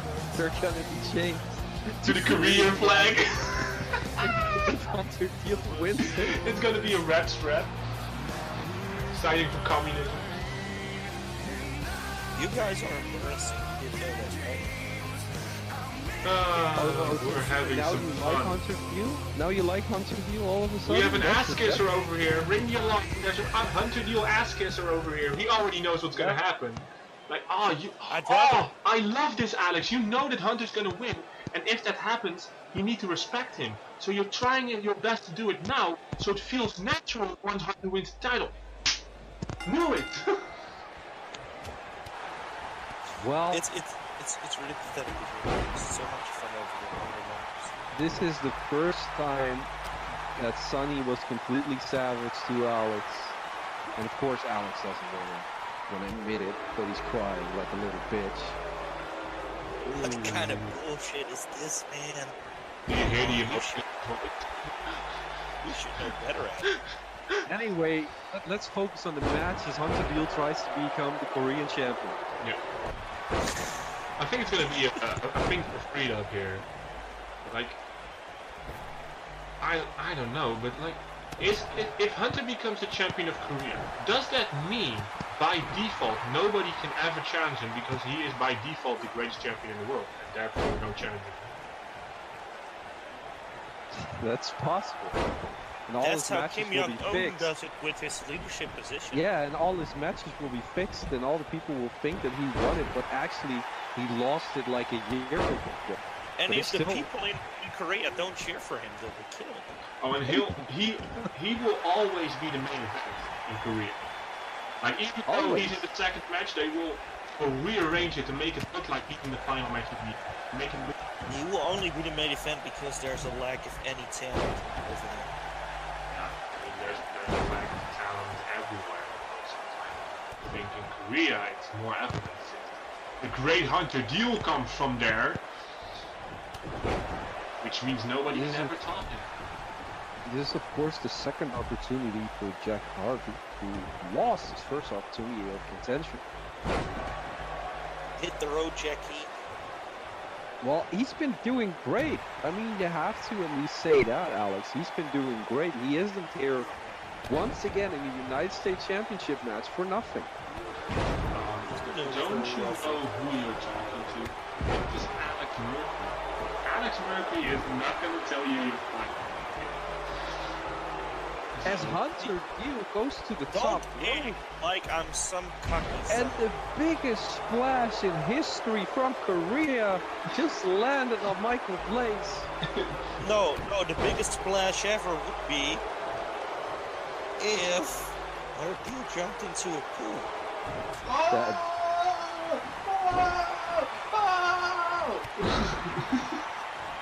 Burn!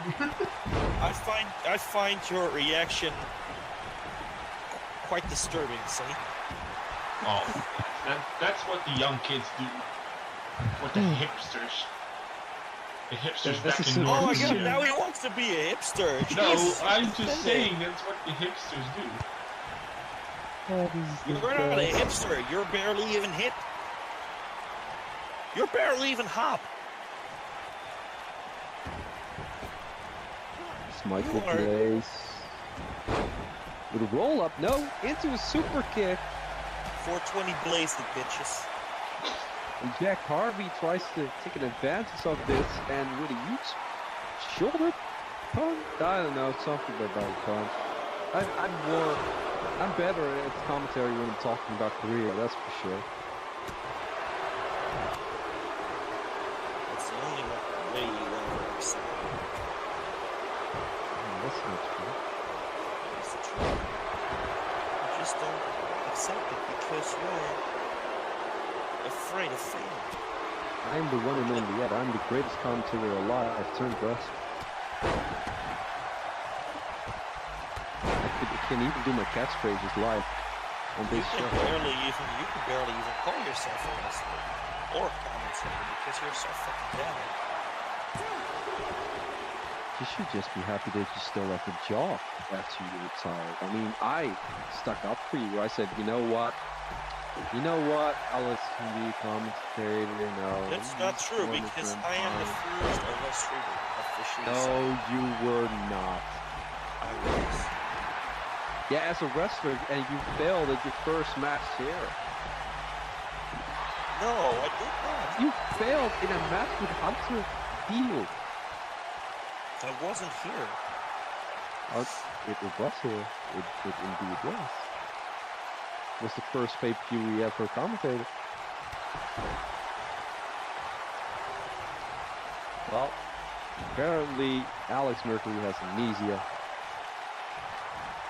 No. He's the man with you no have. Worldwide Warfare is essentially a pretty show. Oh, so you're gonna say, oh, that's this. He's gonna nitpick his way out of Yeah, this. it's gonna. Of course he is. That's what he does. That's what a lying snake does. Hey, That's Ed, true. you're a fucking traitor, by the way. All this time, you and I were ganging up on Sonny, and now you're suddenly saying on Sonny? You're a fucking Well, fraud. I'm a nice guy. I decided to be a nice guy. You're I'm a not the sellout. bastard that I was. No, I'm not a sellout. I'm fantastic. Everyone knows that. You And are Sonny has been doing a tremendous job while you are lacking in playing your little Rocket League or I am whatever not the playing hell- Rocket League. You were in contention. We saw you on your phone. No, I wasn't playing Rocket You League. weren't, but you weren't paying attention at all. Why would I pay attention Oh, to and- subpar stuff? Hunter Deel and Mykal Blaize throwing punches. Hunter wins. But look at the, oh my God, it's Ricky Armstrong. Goodness gracious. Ricky Borden. Oh, and now he... Well, Jack Harvey looks to take advantage of this moment. Hunter and Mykal Blaize are both down the top rope, elbow drop right. Hunter Deel. 1, 2, and 3, and Jack Harvey has won this United States Championship triple threat match, guys. At least this is still the United States champion and not the Korean champion. Hunter Deel, say goodbye to your wall, because Jack Harvey just became the United States champion. And I said The that wall has been demolished, guys. the wall has been demolished. Donald Trump won't be happy at all. But Hunter Chiel has failed in his mission to get Donald Trump over. No one can get Donald Trump over. Hunter Chiel certainly tried. But Jack Harvey, his first ever championship here. And he looks surprised. Look at it. He's looking scared of the championship. He doesn't know what he's seeing right now. He cannot believe it that he just became the United States champion, and neither can we. But congratulations goes out to Jack Harper, his first ever championship here in Worldwide Wrestling.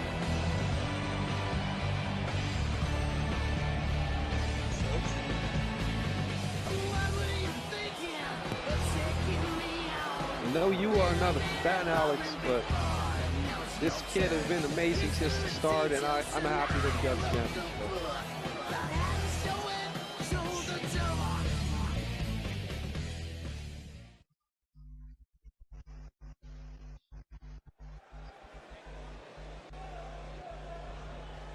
Maybe he slipped up. Maybe he was doing some Japanese hookers. I don't know. But the match that I wanted to commentate on earlier in the show is happening right now. That is the #1 contender match. Amber Rage versus Rose Red. Amber Rage.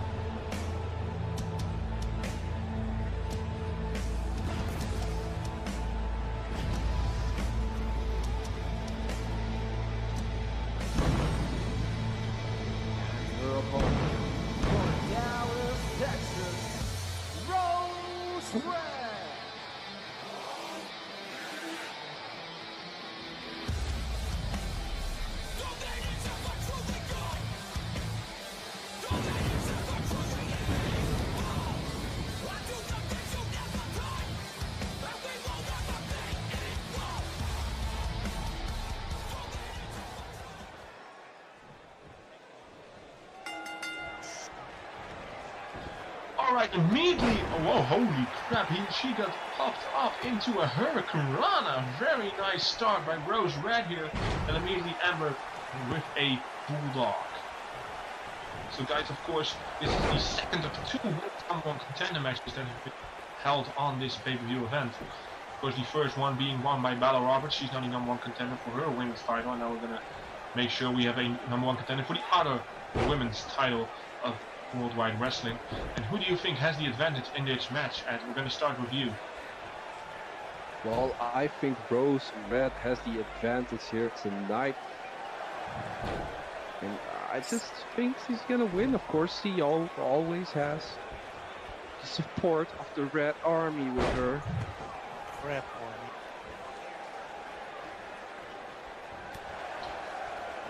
Well, yeah, that's true. A crap army filled with crap people. So now you see Amber Rage here. She's in control, getting those knees to the spine of Rose Red here. Now a kick to the stomach. Snapmare takedown, very nicely done. Now she's going for a bow and arrow submission maneuver. Here, right in the center of the ring, there's nowhere for Rose Red to go, no reaching for the ropes.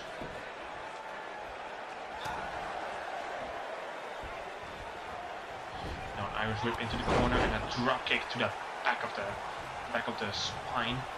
And now another Irish whip and another drop kick right to the lower back of Rose Red. And it seems like Amber Rage is in control, going for the first cover, one, and a kick out. Another kick here, and Red's going to the outside, maybe to find and recuperate something, but Edward's right there following her remove, and now we saw a Spanish fly by Rose Red in that tight space. Very nicely done here. And now dropping her face first on these steel steps. So this is the first, I think this is the first official member of the Red Army that we see in action here tonight that actually has a scheduled match, guys. Yeah, I mean, I wouldn't schedule that.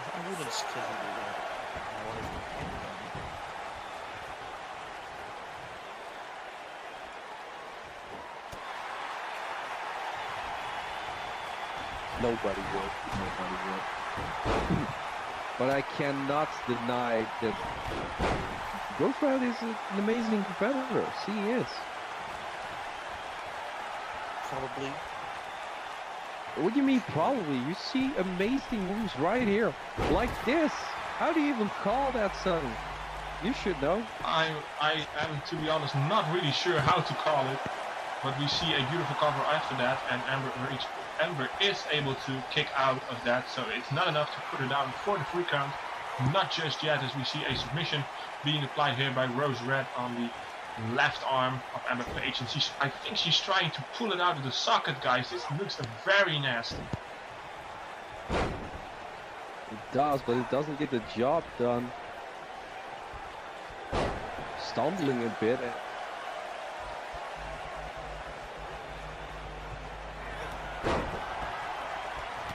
And some nice clotheslines, ending with a single leg drop kick. I think you call it like that, Sonny, don't you? Yeah, yes. Otherwise I would have said something. Yeah, it's fine. It's fine. Baby steps. You can do this. I know.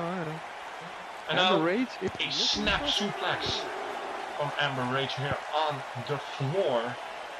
Of course, these have to be in by the 10 count, otherwise it ends in a double count out, and that means no #1 contender because there's no winner. As Rose Red realizes this, throws Amber back into the ring, and now she is throwing up the sign. That means she might be looking for something big here. Amber with the Irish whip, and now puts her right on the top rope. And now with a sort of Frankenstein pulls her down. And now going for the cover. And the 1. And the 2. And a kick out at 2.5 by Rose Red, just being able to kick out. That was a close fight. I don't even think that was 2.5. I think it was 2 3/4 kick. That was amazing. Oh, she went for a big roundhouse kick, but Rose Red was able to avoid it. It's in underneath, but gets caught with the kick, and now caught in a submission move by Amber. It was a very nice evasion of the big kick, but Rose miscalculated her second thing, and oh my God, she dropped her right on the side of the neck. Oh God, that looked very nasty. Now Rose Red has her in the cross arm breaker. Is Amber gonna give up here? No, it seems like she's able to roll over and fight out of it. Fight out of that cross arm breaker. She was dropped on her head and still keeps fighting. It's amazing. And now there it is, the eat defeat by Rose Red here. And now she's looking for something even bigger to finish off Amber Rage. Oh my God, the driving cutter right to the driving her face into the ring. 1, 2, and 3, and Rose Red has secured her #1 position for the Women's Championship.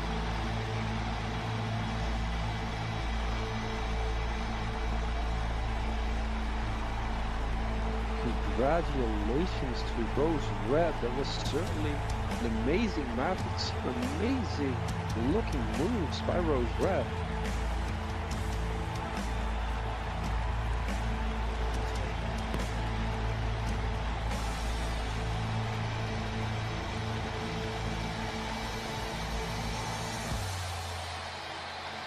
Fantastic match. Rose Red becomes the new #1 contender for the Women's Championship.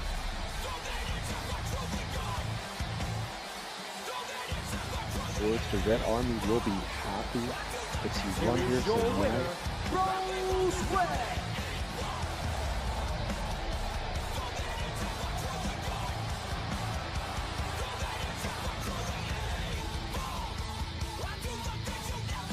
Well, we still have 2 more big matches to go, and we begin with Franchise and Yokuza, his bodyguard, versus Corey Heck and returning, or I don't even think returning, I think you're new, the health of Corey Heck, CJ Graves, the man that sees it in the stars, well, Sonny sees it in the sunshine.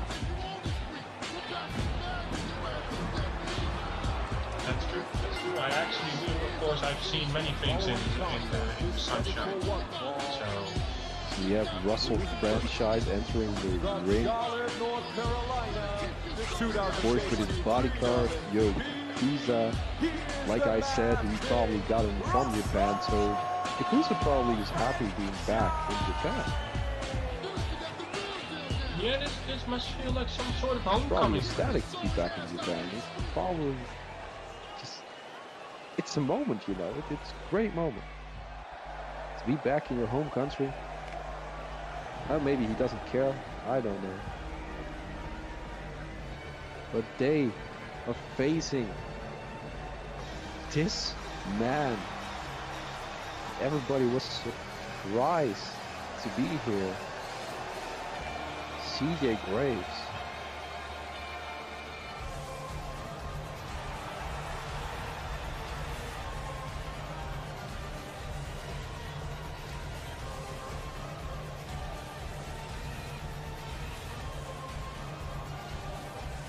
Amazing competitor. Been around the world. Even with you, Alex. He's been around the world with you. Alex doesn't respond. The biggest fanboy of CJ Graves doesn't respond. It was true. This is all true, what you said.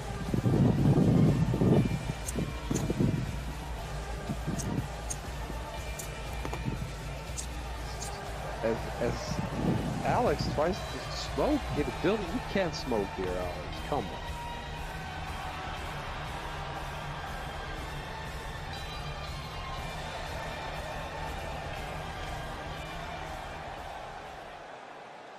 But of course, he's here to back up his cousin in the one, the immortal one, Corey Heck.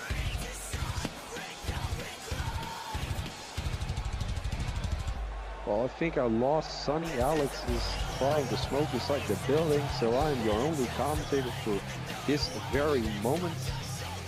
Now, Corey Heck and Franchise has been having this rivalry for quite some time now, and it got so bad that CJ Graves had to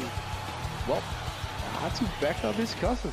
From New Orleans, Louisiana. Yeah, that's true. I'm still here, and I was just letting you take the reins. I'm still here. Don't worry. Alright. I'm still listening. Alright. Well, Alex is smoking inside the building, so if you hear a fire alarm, well, it's probably because Alex is smoking inside the building. Yeah, or it's just because I'm so smoking hot. I'm gonna ignore that comment. Will I bring some desperados? Desperados.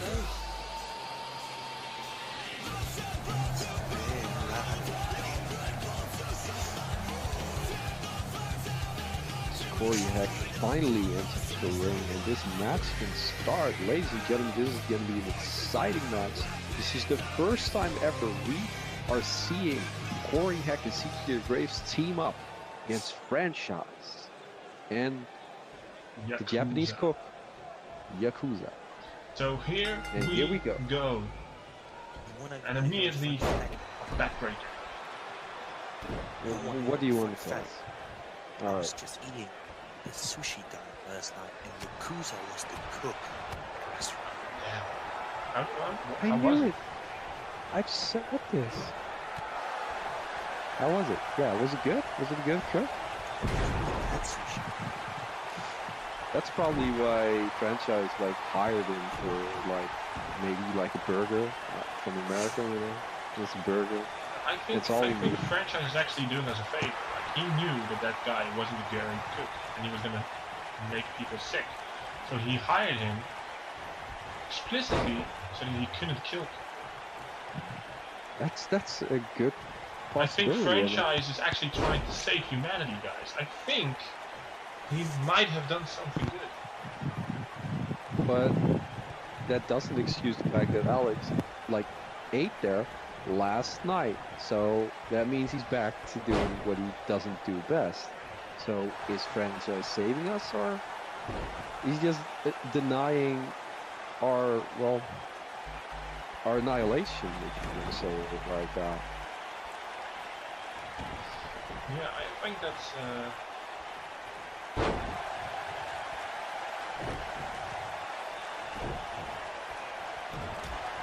I have to say that's probably a fair estimation. As we see Yokuza now in the ring with some kicks to the left leg. The Corey Hack CJ Grace team up here. As this is of course a team that we have never seen here in Freedom, as we see the face of Yokuza being planted right inside the middle of the ring for a 1 count, and he's able to kick out. And now he's going for some sort of armbar here. This should be easy for Corey Hack. This is just some Japanese sushi cook, that's it. I mean, of course, franchise probably teaches them a little bit, like the basics of fighting. Yeah, I think so. He probably taught him some wrestling maneuvers. Of course, he needs to be able to. I mean, Japanese sushi cook. Yeah, he said bad Japanese cook. But so, how do you feel about this match, Alice? Because you like franchise, you're one of his biggest supporters, but you also love CJ Grace. CJ Grace is one of my best friends in wrestling. So franchise doesn't have your support tonight. Wow. It hurts my heart saying that. It's Grace. Well, you did say it, so. I hope no one recorded it. Well, we are live, Alex. We are live. We are. Damn it, Alex. No, don't fucking try to break down the 4th wall. We're not live. We can't Well, that still means, it doesn't matter. That still means. It's still, no, this is not going to be cut out. No, franchise is going to hear this, and he's going to cry. I will be there for your burial, for your funeral, after franchise hears this. Franchise is going to cry. He thought you were his best friend, together with Yokuza. I think Yokuza is actually going to send you some very special sushi to help you digest your problem. Well, we're going to see a happy Alex now, because CJ Grace has entered the ring. Yeah, a very nice elbow drop to the back of the spine of franchise. Franchise trying to crawl back to Yokuza, and CJ Grace is just having none of that, as he now stomps the right arm of franchise. And now franchise with her ripcord clothesline, and he might be looking for the tag now. He wanted it earlier. Yes, there it is. Yokuza comes in against CJ Grace. The franchise is taken hostage up on the apron, as CJ Grace immediately threw Irish whip and a clothesline right on Yokuza. Very nicely done here by CJ Grace. Of course, the very first time we see him on a pay-per-view event of Worldwide Wrestling. Of course, a big tag team here, Corey and CJ, of course, cousins from each other. And now a hip toss by Yokuza. And we see Yokuza trying to get some leverage here. A thrust kick right to the midsection. And now he throws CJ Grace out of the ring, and Corey Hack is helpless because he isn't legal in the match, guys. Now he doesn't want to be disqualified. Of course not. I have to say that I am surprised that Corey Hack or CJ isn't trying to help one another. They are trying to do this as fair as possible, but not something I would have thought could be happening here. Now an empty They grave by weren't, Yokuza. they weren't the best pals before. I mean, I talked to Corey Heck before CJ got here, and he was not really a fan of his cousin at all. Like, not at all. So I'm kind of surprised seeing them team here, and still, like, CJ Grace believes that he can see the future, and he believes that he saw the future of Corey Heck. And Corey doesn't believe this at all, and there's a little bit of anger between them. Let's say it like that. While Yokuza and Franchise are like the biggest pals now. That's true. Yeah. It's indeed true.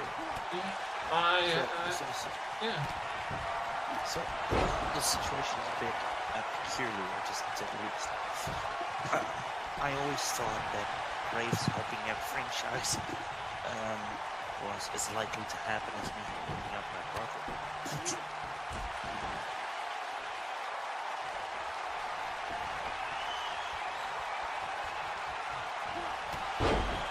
A super kick by Yokuza. Now the cover one being broken up by his tag team partner. And now a German by Franchise, and Franchise and Yokuza are dominating in this tag team match, guys. The cousins here, the family team of Corey Heck and CJ Graves, are being decimated at the moment by Yokuza and Franchise.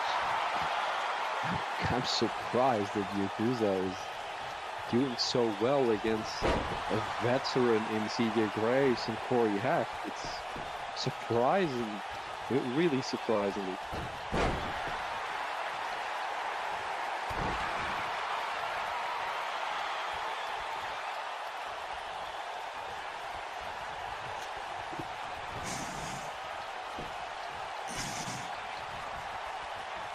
So far, this right-hand side is actually good.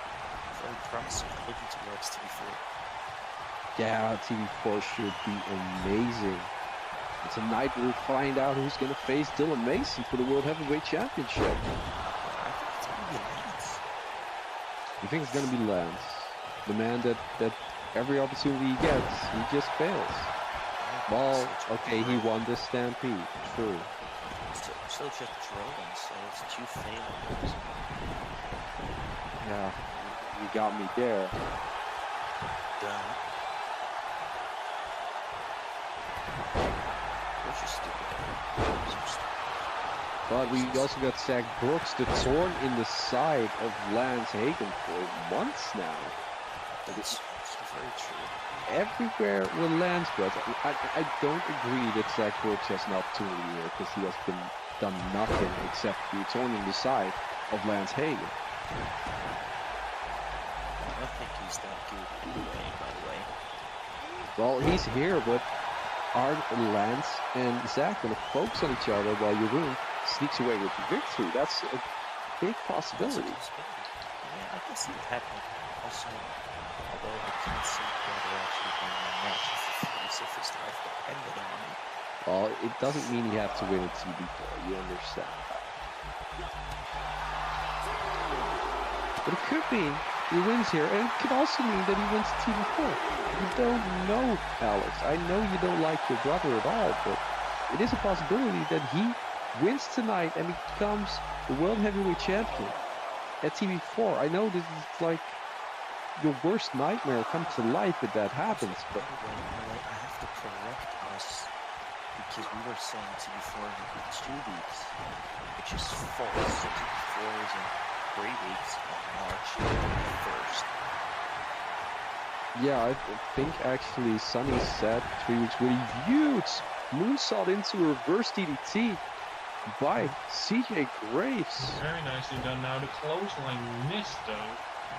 Now Franchise a T-bone suplex. Very nice.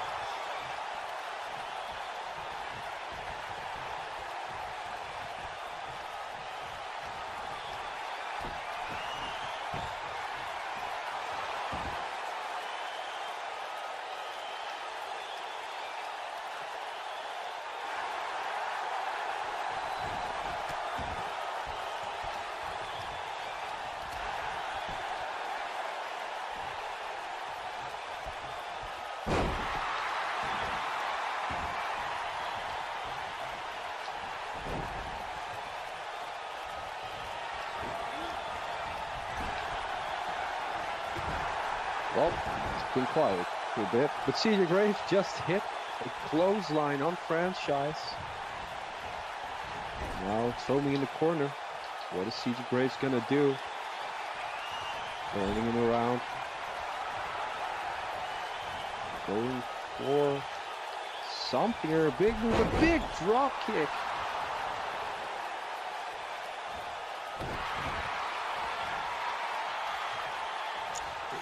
Kick indeed. And so far this has been shaping up to be a great iconic match. Three W's just wrestling. He's thoroughly enjoying this match. Oh, you could see the ref wanting to go for the 3 count there, but got hit by Yokuza. I don't know if it was intentional or not, but Yokuza just completely knocked out the referee. Yes. I'm sorry to interrupt you, Alex. You can continue if you want. No. You're so important. And Ed, you're an egocentric bitch. No, I'm not an egocentric dick. I'm a nice guy. I'm really a nice guy. You are egocentric bitch. And going another time for that huge drop kick in the corner. That has to hurt. That really has to hurt. The Franchise just immediately hit a clothesline straight after. You know what must hurt? Your head. It's so fucking. And missing a spear into the corner, but CJ Graves doing something that's not really smart, and that's celebrating. Franchise going for the pin here on Graves. 1, 2, and a kick out. That's one thing Graves might have against him this He does, and another sign going for that, I don't know even how to call it, the King Slam maybe? The Mad Slam? Maybe so, I don't but know. he is going for the pin out. 1, 2, and just broken up. Just in the nick of time, Yokuza tried to interfere, but it wasn't enough. It wasn't enough. And now Franchise rolled to the outside as well. He's taking a breather. He's of course still the legal pack.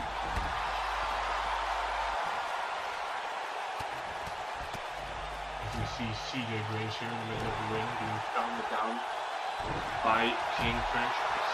Of course, the former King Franchise. Now King. Now he's going to work on the arm of CJ. As Yokuza has been taken out of the equation for now by Corey Hack on the outside, so it seems like it's 2-on-1 for now. There's no one for Franchise to tag, but he doesn't need one. He has CJ in the Dragon Sleeper Submission Hold. The Dragon Sleeper Submission Hold, but CJ is in to find out, guys. This match has been going for a very long time, so I'm surprised all competitors are still this vital, still have so much stamina and cardio left in them. It's amazing to see. How track has been clothesline over the top rope. No one in this match is actually there to give up. Well, maybe Yokuza, because nobody, I mean, just indeed he's a fat job for his chair. It's a shot, it's always a shot. You can learn it, chef new tricks, but blah blah blah something, but well, I know how to finish that sentence. Alright, now on a clothesline on King Franchise, and now it's time for CJ Graves to go to the top rope. He's gonna look inside the scar. Very nice double stomp right to the midsection of King Franchise. Going for the pin, 1, 2, and oh! Yokuza just took out the referee just in time before he made the 3 count, guys. That could have been what was the ending of the match if Yokuza didn't interfere. That sneaky Japanese, he did it again. Damn. Sneaky Japanese, that sounds racist. No, that's just something that's in the books. Okay. Yeah. And now Franchise will drop it. Kinshasa but missed. Yeah, he was very nicely counted.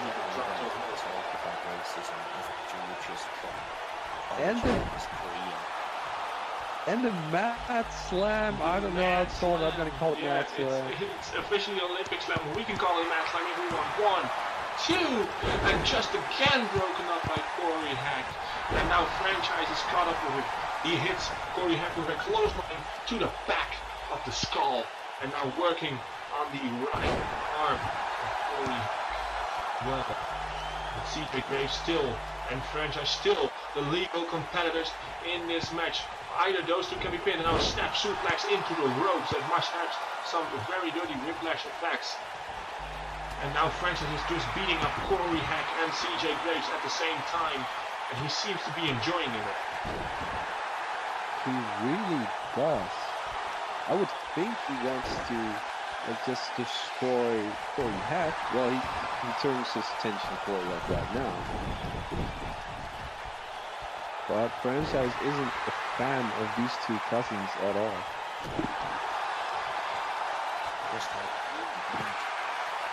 These two friends, the fact that matters are both great wrestlers. I have to agree. Of course, you know one better than the other, Alex. Of course, you know CJ Graves better than any of us. So I might know CJ Graves better than CJ Graves does. yeah. It's a bad thing to insult you. It's just a bad. So, can you tell us, can he actually see the future? He seems to always be. That's the scary thing. I've never seen him be wrong about any of his stuff. Well, let's just call it deadlock. Here, Franchise, here in the middle of the ring, is he going to get this submission victory? No, he isn't. No, he isn't. He that submission, but he might be looking for another mad slam here. He's gonna hate us calling it a mad slam by Franchise here in the middle of the ring, going for cover. 1, 2. And 3, and Russell Franchise and Yokuza have just beaten CJ Graves and Corey Hack. Wow, I did not see this coming at all. Did you just try to imply something with that? Well, I wasn't, but hey, hey, whatever. Maybe.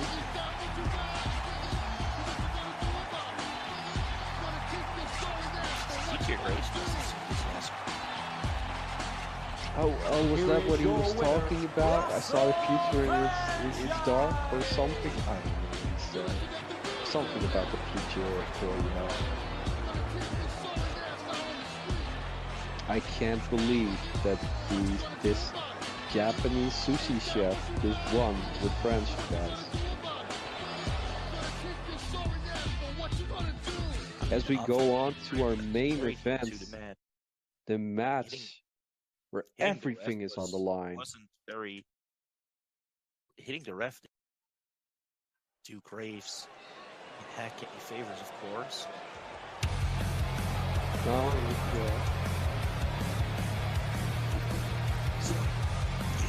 if I recall, this is the main event, Alex. This is the main event. This is your brother. Paul, he is. You can say no, but it is your brother. Oh, I'm sorry. I thought you said no. Anyway, this is gonna be. I think this is gonna be an amazing match. We have Lance Hagan, Zach Brooks, and Jeroen for the #1 contendership for the World Championship, currently held by Dylan Mason. Because he doesn't accept the name Young anymore, but he also doesn't accept the name Wood. I don't know. He's confused, or I have no idea. I mean, it's your brother, don't you talk to him? Because it's your brother. Oh wow, that's a great job there.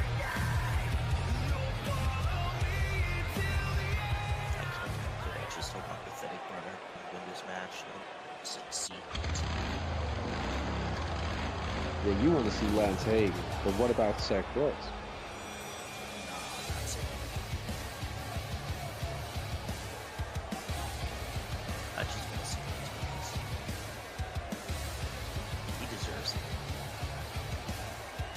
why? Oh, only because of that, and he lost. Like, he lost that chance. Remember, he lost contention because of Zach Brooks. Our second chance, this is like third chance, fourth chance. He continues to get chances. Okay, you got me there. Well, then it's time that Jeroen finally takes an opportunity with his chance. Finally, does something with it. You know what he has to do to take his chance? What? To actually have a shot. Okay. So he can send his true lineage. He needs to accept Mercury. He needs to accept who truly is what he was destined to be.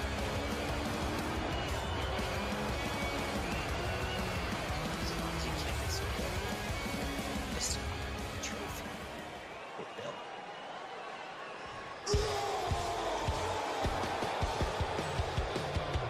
Well, and here we have your favorite in the match, Lance Hagan, the winner of the 2019 Stampede, always in a suit. Because he is the savage, the gentleman, as he likes to call himself.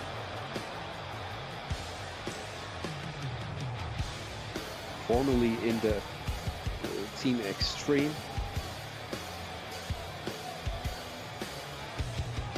But made it all about himself, and the former leader, the Lunatic, didn't really like that so much. And now they kind of are going at it, but not really.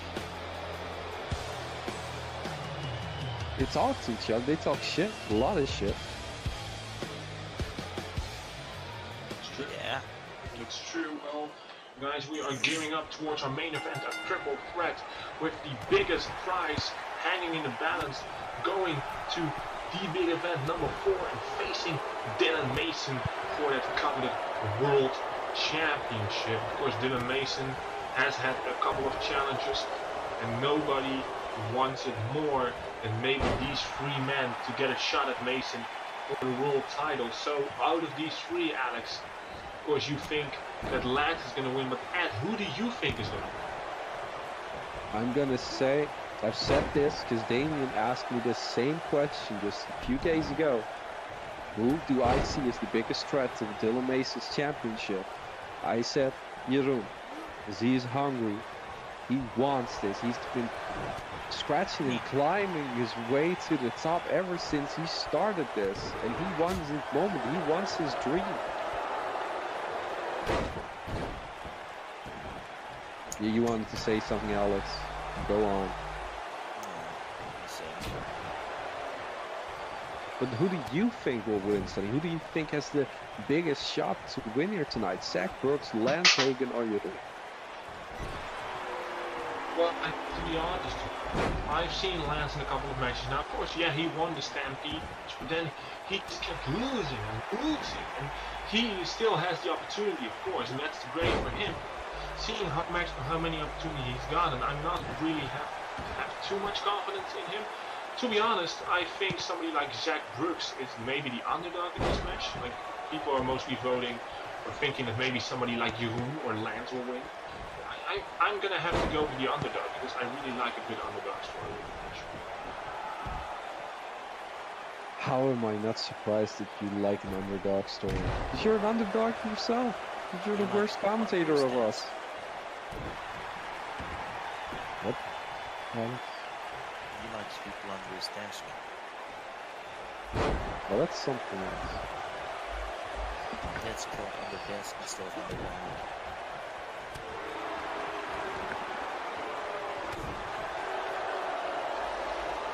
Well, alright then. Guess we're doing this again. There's nobody under my desk. I'm trying to commentate for the main event of Rising Sun. As we see a dropkick in the corner, and Jeroen Young is busy with Lance Hagan while Zach Brooks is pounding through the crowd. But it might have been the worst decision he could have ever made, because Jeroen Young just ended up set out pile driver, dropping it right on his head.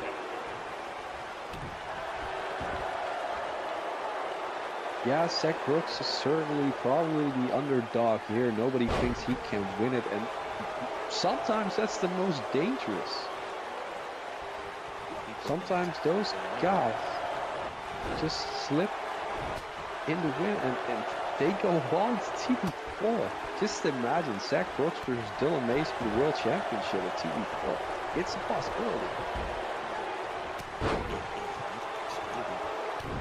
Of course, Mason. Oh, what? What else? I almost forgot about Jeroen. Wow. Thanks. No, thanks. I'm not sure what's happening with Alex, but I feel like he needs a Snickers. I don't know. It seems like he's really, really depressed all of a sudden. Is this because your brother is in a match? Is this what happens? You just sound depressed or really, really tired that you will almost fallen asleep.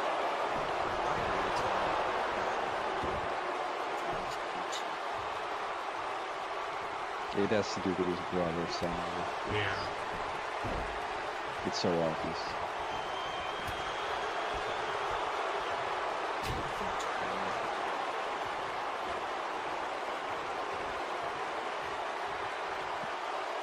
Alright, now we see a very nice move here by Zach Brooks. He pulls Lance to the middle of the ring, going for the cover here, and Jeroen immediately breaks it up, of course. Whoever wins this faces Dylan Mason, as we see a very nice picture buster by Jeroen on Zach Brooks, and Zach Brooks rolls out of the ring, so it's just Jeroen and Lance Hagan. Now clothesline by Jeroen, and another clothesline by Jeroen. Jeroen now going for a single leg drop kick here, and he is building some momentum up, guys. Going for the cover here, 1, 2, and 3, and just like that, Jeroen has picked up the win, and he is going to TV4. Oh, Alex. Fuck. Yeah, Alex. Your worst nightmare. That is one genuine reaction given from Alex Mercury, finding out that his brother is going to the biggest show of the year in Worldwide Wrestling.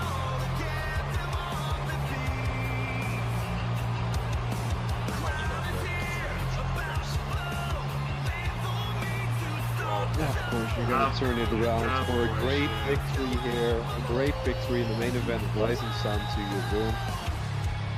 Going on to face Dylan Mason, the World Championship, and here we see it. The referees. Oh. That's AK-47. Oh, it's Chiel.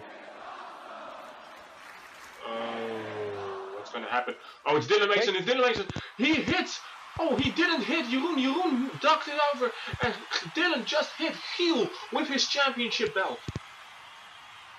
And now Chiel seems ready for some repercussions, but Dylan Mason is not having none of it. Jeroen still on the ramp, on the stage now. And that was it for Rising Sun, guys. This was Sunny Sapphire together with Ed and of course Alex Mercury. And we'll see you in 3 weeks, not 2 weeks, at the TB4.